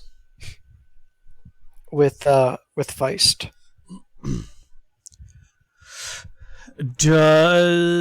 Let's see. So you know that there is some sort of arcane about them, but without any way to identify them. You do know they're magical, but you're not sure what or how.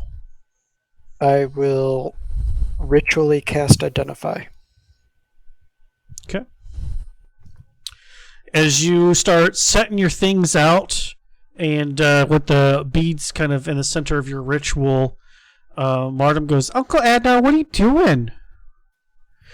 Are you supposed to be drawing on the table? Uncle Leaf, is he supposed to be drawing on the table? How come he's drawing on the table? Can I draw on the table? Do you have any chalk?" Don't draw on the table, but you can draw on Silas. Kind of like just, I don't have any chalk.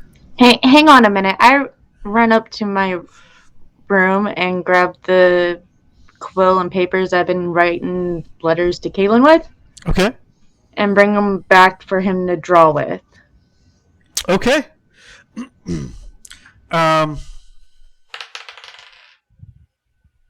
Okay. In the as you go up, do that, like the guard, you have to explain to the guards that the way up is just around. Like they just, one of them escorts you just to make sure what's going on, and then takes you back. Doesn't let anybody else through. You're the owners. They know that. They just want to protect the crime scene. You bring the papers and things back in. Adnan, you finish your ritual cast of the spell, and you find that this is a necklace of fireballs with 2 beads left. 2 fireball beads. You throw the bead, and the bead becomes the fireball. So you have 2 charges left. Do you know what this You is, have Feist? the murder weapon.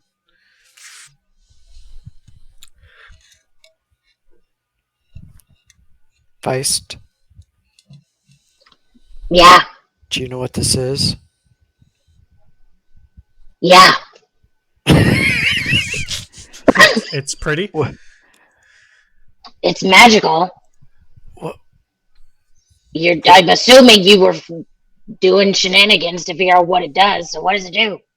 Each bead is a fireball charge. That would be logical. So some puppet tossed a bead from the roof. Did you notice the setup between the leather-wearing individuals and the gnome before Silas touched them? Yes. I don't think any of those parties were connected to each other. I think, at least to the one on the roof. I think there's 3 players. You don't think the... Okay. 2 humanoids looked facing down one gnome. You think they'd need to have someone throw a fireball from the roof? Yeah, that makes a lot of sense. Now that you I say think that. There's had to be a third party involved, probably not connected at all to those leather-wearing ones, or they wouldn't have... Their own group wouldn't have tossed a fireball in their face. Yeah. What do you think a good plan would be? Like, A good plan for... going forward? Should I we... don't know. Well, Fala did say that there was a man had took something out of that gnome's pocket and limped towards the bent nail. I mean, didn't say, like, took a pouch, right? She didn't, or they didn't tell me what the man took. Just that the man took something out of the gnome's pocket. That's really strange because they left the pouch with the 5 gemstones in. So something was more valuable than the 5 gemstones. so definitely not just a standard robbery, which again, throwing a fireball is not consistent with a standard robbery.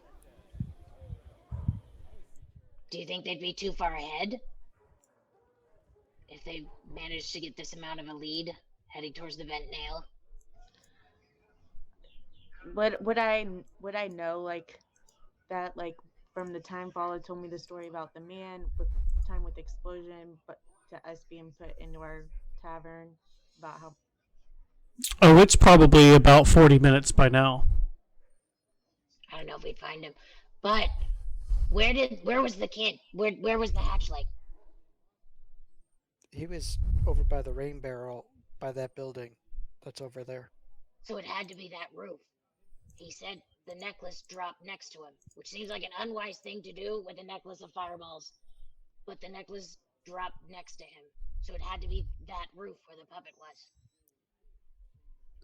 And I also noticed on the gnome that he had material on his boots that looked like it came from the sewer. Is there sewer access close to here? There is sewer access. I've been there before. You know that over by the Steam and Steel there is a manhole, which is over by the bent nail. So, I've been in the sewer before. Also, real quick, in order to use the beads of fire, the fireball beads, you have to take a bead off. And if you remember, the clasp is broken. Ooh. Okay. Maybe tie that shit off. So, possible that when whoever was using it, they pulled too hard. Boy, it's a good thing that landed up in the rain barrel. It could have been like... It could have exploded and killed the kid. That's why I said it was unwise to throw 2 beads of fireball from a roof. And this Why guy would they puts it have in his thrown it pocket. anyway? Yeah, that seems unwise. But why would they have thrown away 2 viable weapons? Well, that seems like that was just a bad luck on their part. Like, I don't know why they would do it purposely. They're trying to pull this assassination off in haste, and things happened? So the necklace, right? Silver chain, very basic silver chain. Each of these beads of fireball has its own dangled piece of silver chain, right? So you have this loop of chain, and then a dangle comes down with a bead. A dangle comes down with the bead. So you have to rip the dangle in order to toss the bead. Do you understand what I'm saying now? Does that make more sense? So as they were ripping one bead off, the chain broke. One could follow that, maybe. Okay. But why did that Karen describe it like a puppet? I mean, I don't know. She said it was like a puppet with no strings. I don't know. So, how do we... Where do we go from here? Like, is this something that really even involves us? I was gonna ask, why are we touching it aside from the fact that it blew up close to home? Do any of you have a connection to the gnome that died? No, but in a messed up way, we've inherited a portion of the problem because we're holding essentially the murder weapon right here. All it takes is handing that out to the city guard. I mean, they're right outside the door. I couldn't even go upstairs without a guard escorting me. Right, do we give it to the yahoos outside the door? Like, who might twist the story on us? Or do we go to the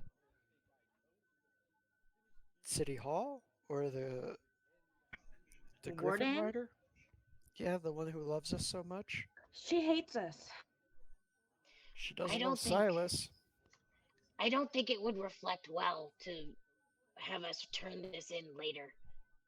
I don't think that would save us from trouble. I think that would cause more. If we I want to think- hand it in and wash our hands, and then maybe for curiosity's sake go take a look at a roof. Or a manhole. But as pretty as this necklace is, I agree with Feist. Maybe we should just stop asking for trouble and hand it on over. That does make sense. It's at this point there's a knock at the tavern door. God, Jesus, why does this always happen? As you say their names 3 times, they show up. Every kid knows this rhyme. Maybe put the gems away if you're intent on keeping those. Yeah. I say, anybody gonna open up? I go Coming. over. I go over and open the door. And Everything what gets put away quickly. Okay. I lumber. You know, Yep. you have time. Sure. When you open the door, there are 2 gentlemen standing in the doorway. One of them, I hate to say this, but everybody compared to you, Silas, is short. So, a shorter, paunchy man, dressed in different color purple and lavender robes. He's got a gnarled walking stick that he has his hands resting on, and he's just kind of leaning on. He's got a nice full beard that comes down to about here, and his mustache kind of curls up and just in front of the sideburns. Kind of moppy hair. It's kind of a light brown. Something that you don't see too often. This particular individual is wearing spectacles of some kind. And he goes, "By Jove, you sure did take quite a bit there. We knocked and waited and waited and waited. Are you the owners of this fine establishment here, sir?" Certainly are.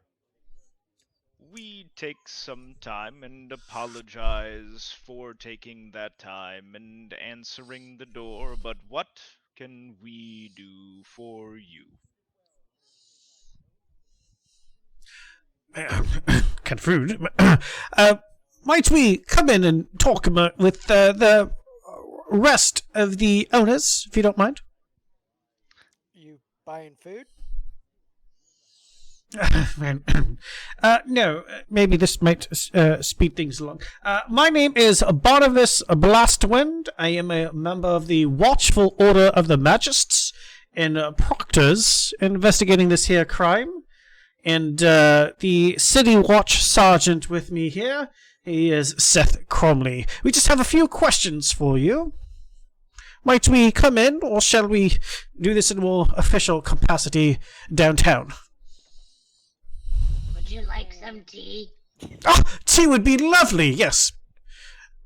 A bit of milk, too. Actually, make room at your table. Silas, do you move to allow these people in? I definitely step aside and say, please, come in.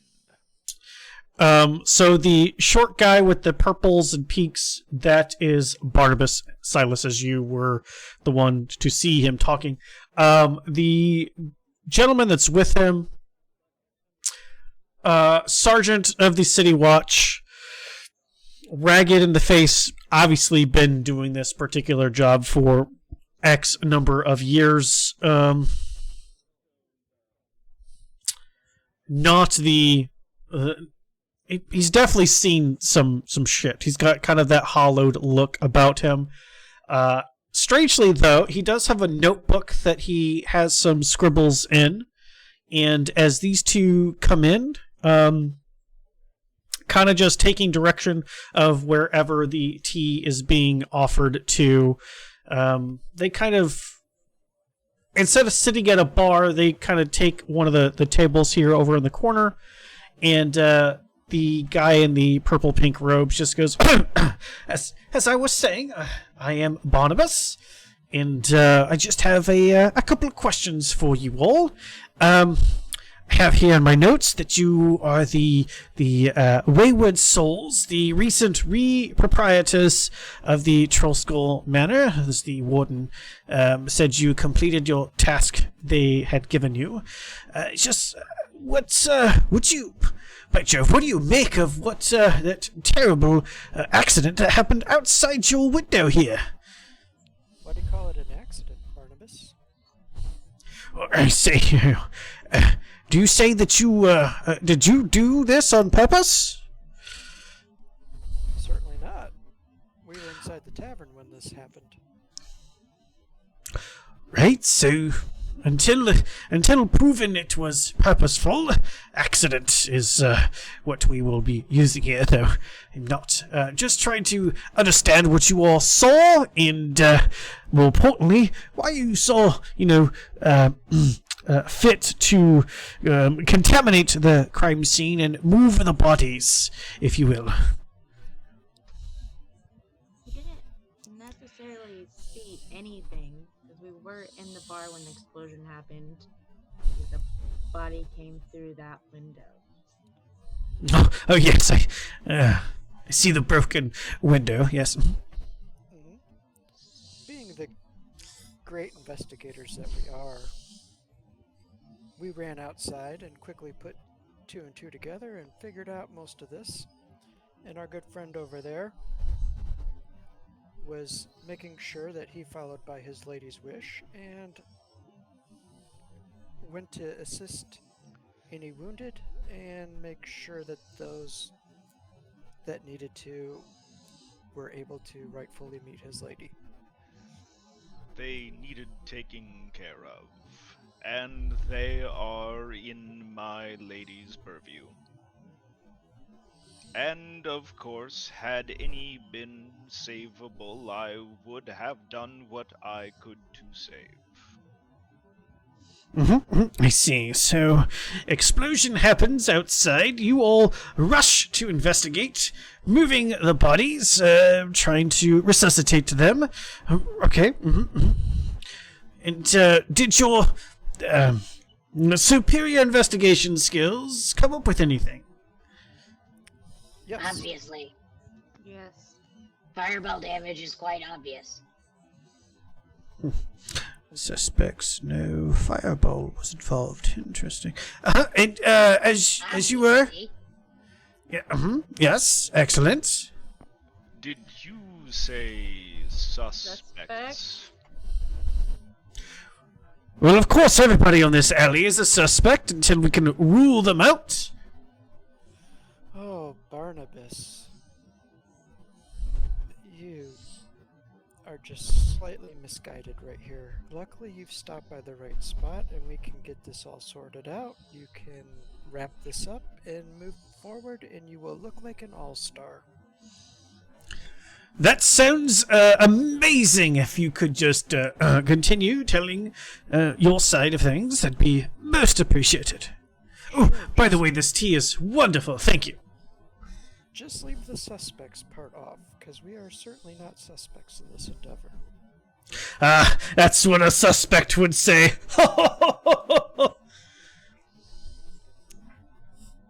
Anyways, Feist, if you could explain to this gentleman, what all you've ascertained. Clearly, a fireball was used over in the corner by the alley. The target was obviously a gnome that was clutching the dagger, who was being confronted by the two leather-clad individuals with the matching tattoos that were standing in front of him. The unfortunate performers and everybody else were caught in the blast as the fireball was cast. Apparently, according to the Karen that was outside, a fireball was dropped from a roof by a puppet, as then the suspect escaped towards the broken nail. The Karen did not know any further information past this. And to further help you out, here is your murder weapon. Found in the rain barrel, right over there, by the young lad sitting right over there. Do you hand over the necklace? Oh yeah. Okay. Does it still have 2 charges left? Yes, it does. Okay. I just want to make sure you didn't, try to pocket a charge. Seriously, Worst think game about it. Worst Seriously. Russian roulette game. Do not play.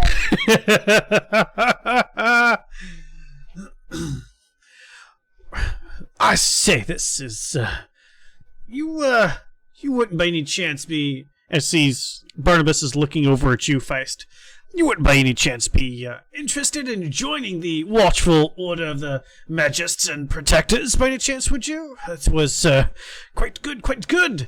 Your intuitive insights here match up with my own notes.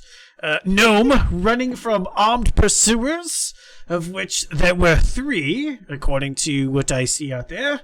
The third person who was chasing the gnome, not amongst the dead, which seems to coincide with what you all have said, that one limped away. I believe that the gnome might have been making his way here, which is why I stopped by, just based off of the pattern of walking. This is a tavern. Indeed. So what do you take that they took off of the gnome? Well, that I'm not sure. The gnome seems to have been picked clean, except for a dagger and the very clothes that they are wearing. I was wondering if any of you, by chance, recognized the young lad. Never seen that gnome before. That gnome was probably older than you, humanoid.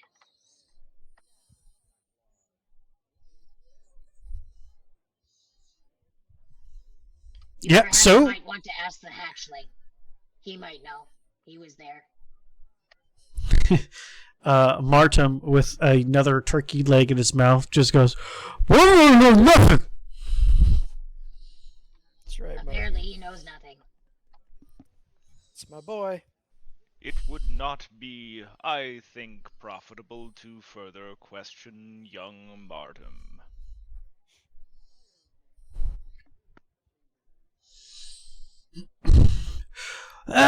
Right then. Seems like you all have answered my questions forthright, and potentially provided the murder weapon.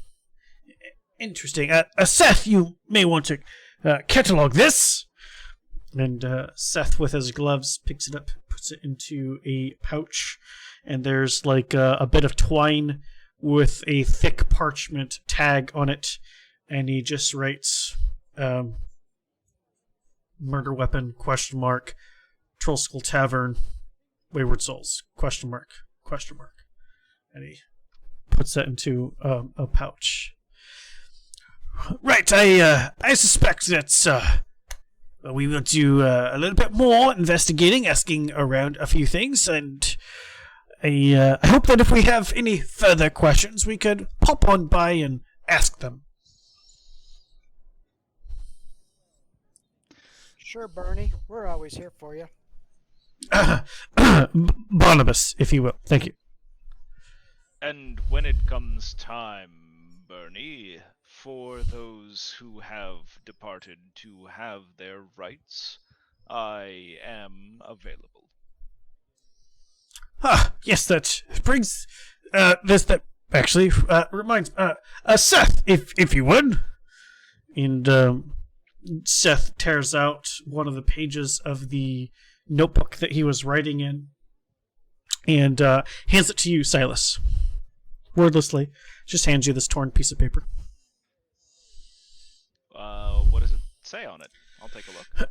As you take the paper, turn around and look at it, it is a ticket. And it is citing you for obstruction of a crime scene and for not following the rules set by between the Watch and the Temple of the Raven Queen to interfere with such crime scenes, that they can perform medical emergencies, but they're not to move the bodies. And due to the circumstance that has happened, you have been fined 50 gold. I eat the ticket.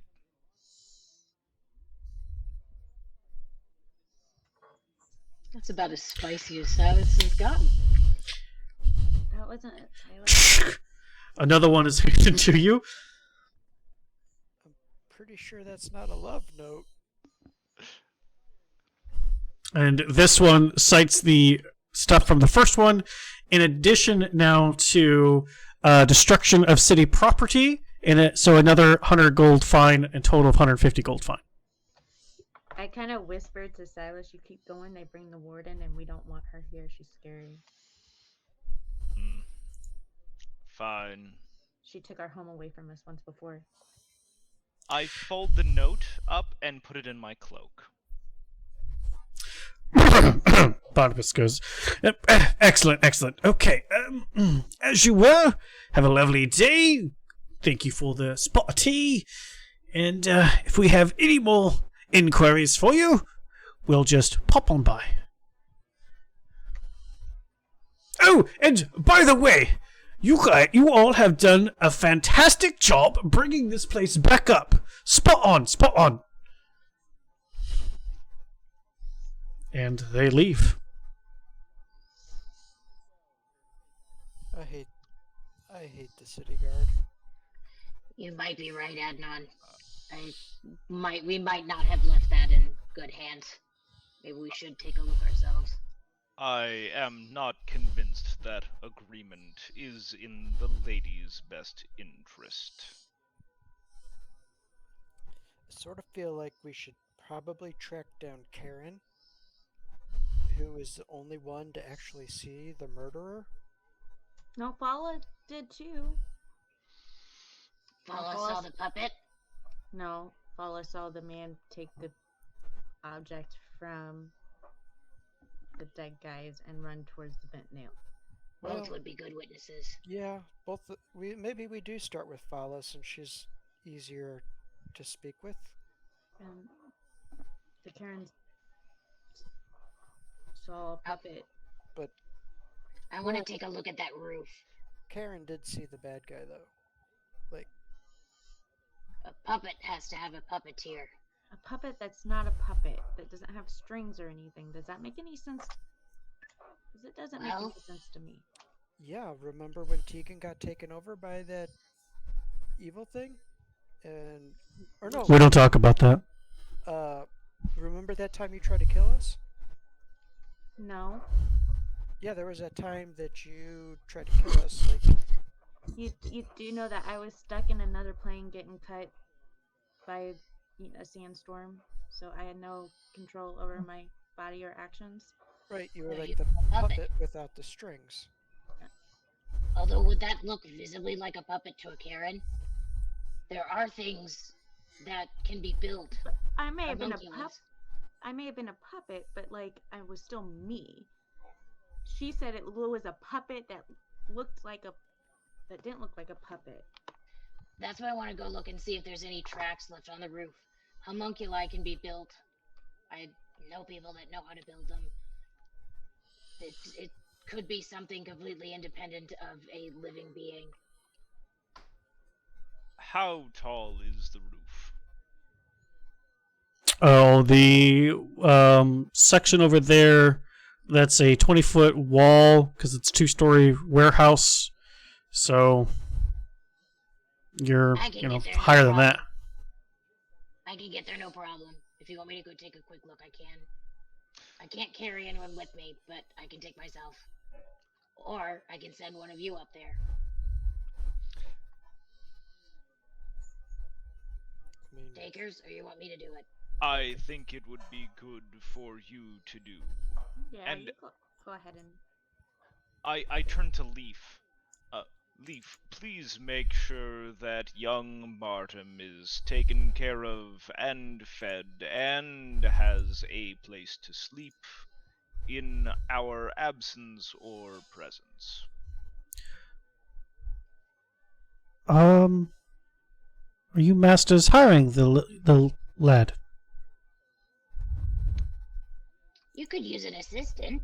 Have him sweep the floors. he'll be paid with the room and food, room and board.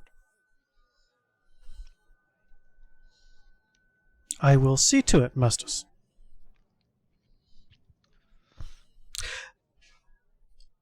Uncle Silas, look at this picture. Do you yeah, look? I forgot Do you look at the put this- picture? I do look at the picture, yes. So the picture now, it's just regular vellum ink. The picture is very detailed. It's a image of you, and it's an image of you with a staff in your hand, looking down at just the back of a boy.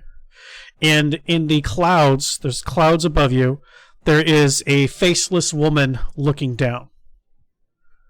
And it off on the right hand side, it says, "The lady is cool." But the detail of you is perfect. Martin has some artistic skills. This is a good picture you have drawn. It's for you. I will cherish it. And Silas, daintily picks it up and goes up to his room to stow it away, so it does not get injured. Okay. Wait, did Martin, did you see anyone? Did you see the puppet or the person that was slinking away? No. When the very hot, and there was steam, and there was screaming. I know. Hold on. I was just wondering because you were very good at the art thing. If you caught a glimpse of them, could you draw them?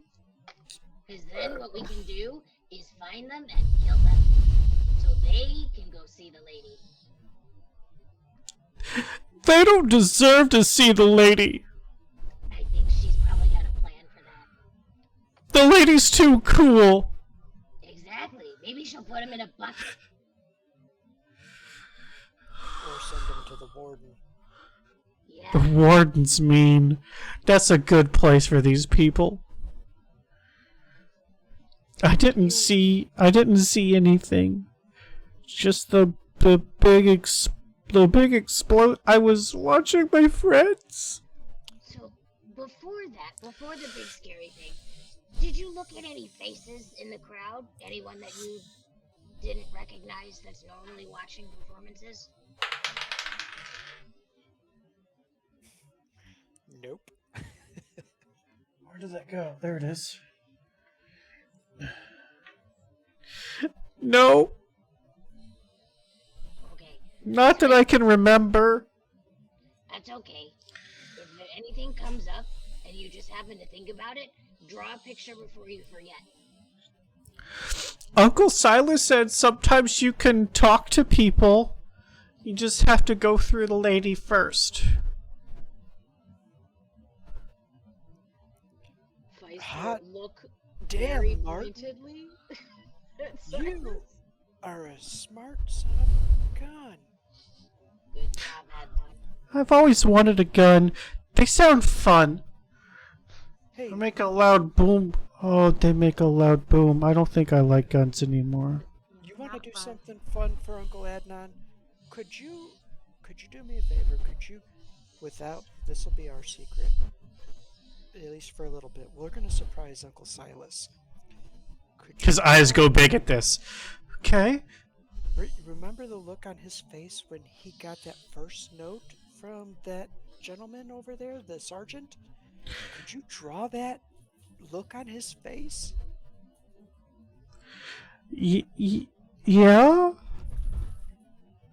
He wasn't very happy. He seemed kind of, it's not angry. It's kind of angry, but it's not angry. Irradiated? Sometimes he, Irritated? Irritated! He seemed irritated. it's hard to tell with him. Sometimes it's just gas. Sometimes it's he's upset. You're just not paying attention. Uncle Silas has a lot of emotions that he shows on his face. You gotta watch the trunk. Yes, you do. You have to be very cognizant of the trunk.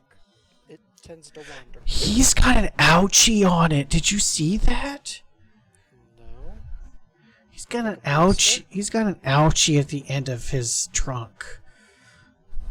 I don't know that I should have let him pick me up. I think it hurt him. But he seemed okay. He's a tough guy. But I can draw that. Yeah. And he starts. Perfect.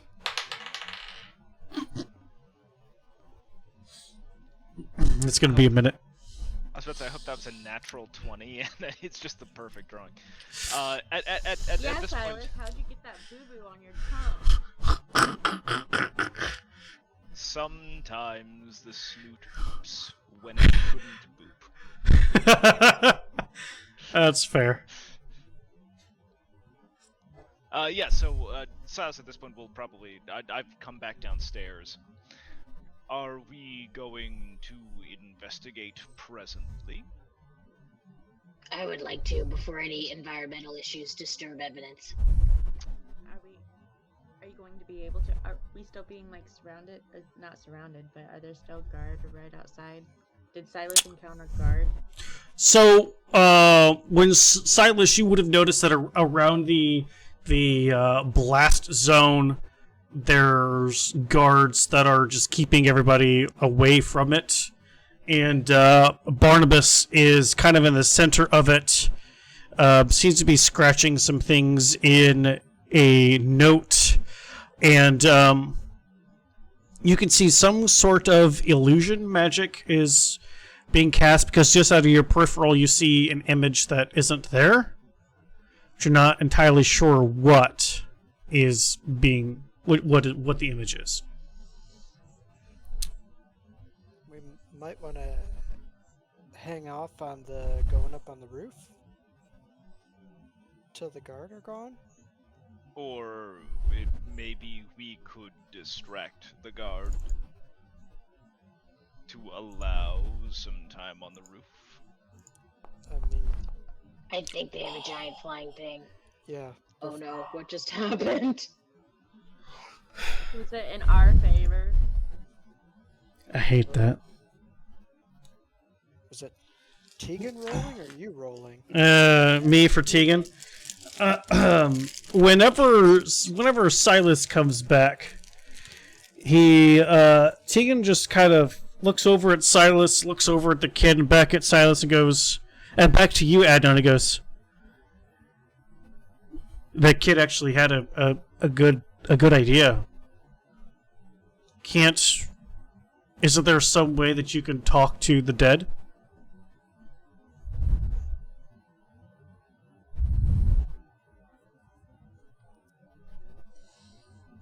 Maybe if we can get these, maybe the gnome to go to your temple, or all of the bodies to your temple, maybe we could pull some strings and talk to the gnome himself.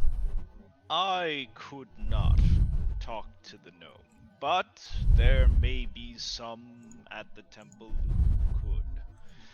Perhaps it is time to get disposition of the bodies. I mean, you got a ticket. I don't know what the rule is, but maybe we need to find out where they're going. Talking to them through the lady. You're right, Adnan. The kid's genius. Okay. With that, I think I'm going to... Well, this seems a good idea. Perhaps I should go and start to make the arrangements, and maybe it will be distracting enough they would not see you on the roof, Feist. Might be worth a shot. We wouldn't need to go on the roof if your lady can get enough information for us. Why take one route when there are two? Because going on the roof might end up in the warden's office explaining some actions. It'll be fine. I don't have a history with her. Yeah, but we did just hand over the murder weapon to Barney, and he wasn't exactly leaving, kicking his heels, and kissing our butt. That's because Silas made him mad. He really just wanted to be an asshole. Based on everything Hang he on. told us. Barnabas wasn't the asshole. Let's just be clear. Seth was the asshole. Seth? Mhm. Oh, sorry. All you humans look alike to me. He did give quite a heavy penalty for my disagreement with his original ticket. But either way, Barnabas came in acting like we were suspects, but based on the information that they had gathered, there was no way we could be. So at this point, I think it's a moot point. Except for the whole, that might be considered part of their crime scene, and then we're tampering or in their crime scene. Like, they weren't exactly thrilled about us moving the bodies. And then if we're on the roof, where he thinks that this person was, that's probably going to be frowned upon. Probably. I can wait till they're gone. I don't necessarily see too much of a rush. As long as the wind maybe just doesn't knock anything out of the way, I don't need to do it now. One way or the other, we should get disposition of the bodies. And with that, I turn to go out the door. Okay. I don't barrel through the guards, but instead, as soon as I'm outside, I turn to the first one possible and go, is it time to give rights to the dead?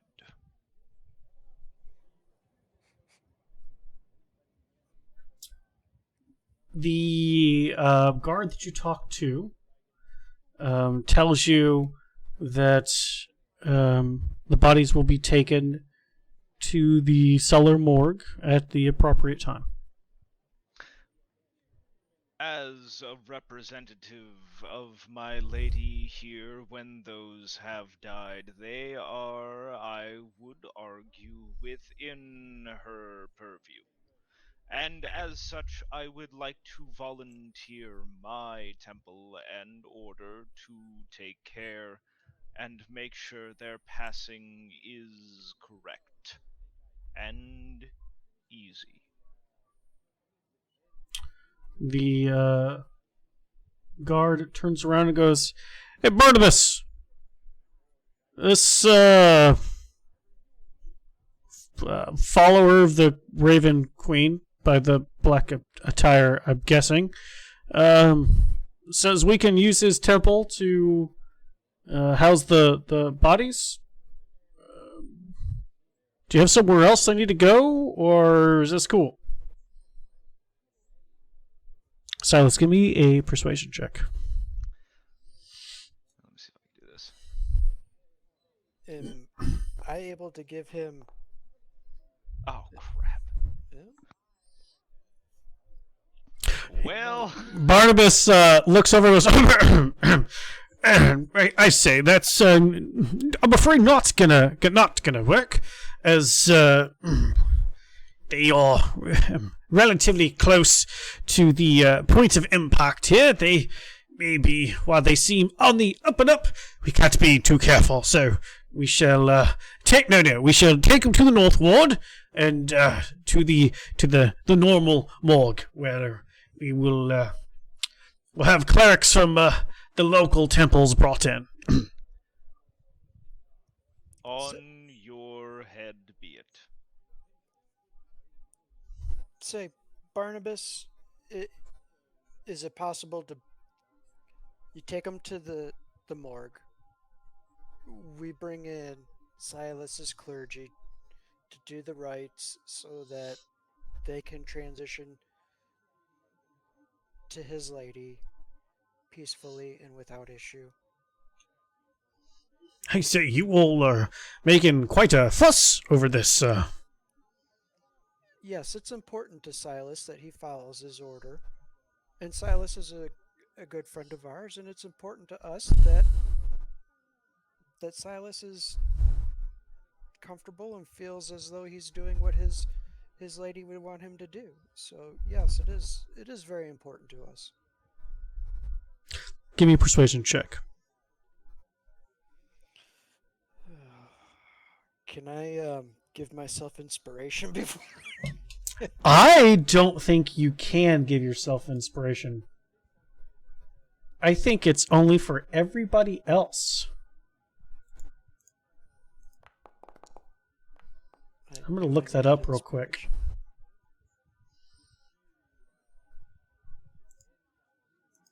He goes, well, I do not want to stand in the way of a person doing their job, as that would irk me. A compromise, if you will.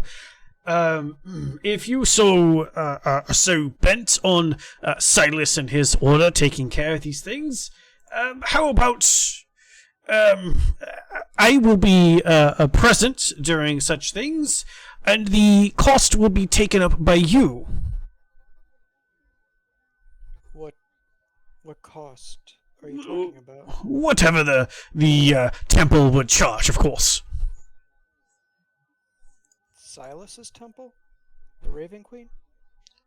If that is who he's going to get doing the rituals, yes. Oh, yeah, okay. Is that agreed then? Silas, are you comfortable with that? It would allow us to perform the correct things. Yes. That sounds like a great solution.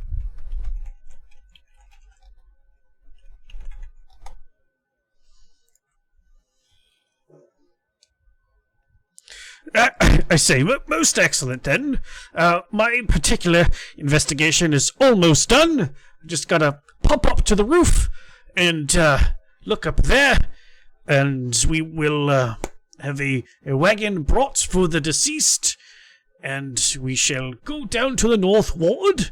That should be giving you all plenty of time to get to your particular temple, Silas, and meet us there. A wagon. You don't have to get into the wagon, sir, but depending on how long you take, you took an awful long time to open the door. I just want to make sure you have ample time to get to your temple and request the aid you need. Of course.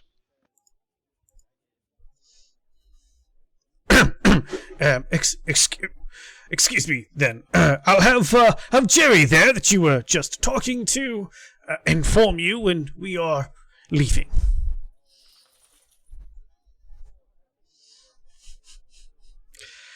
And he twirls his hand around, and he just starts floating up into the air, going to the roof. And that's where we will end tonight's episode of Waterdeep Dragon Heist, as we're a little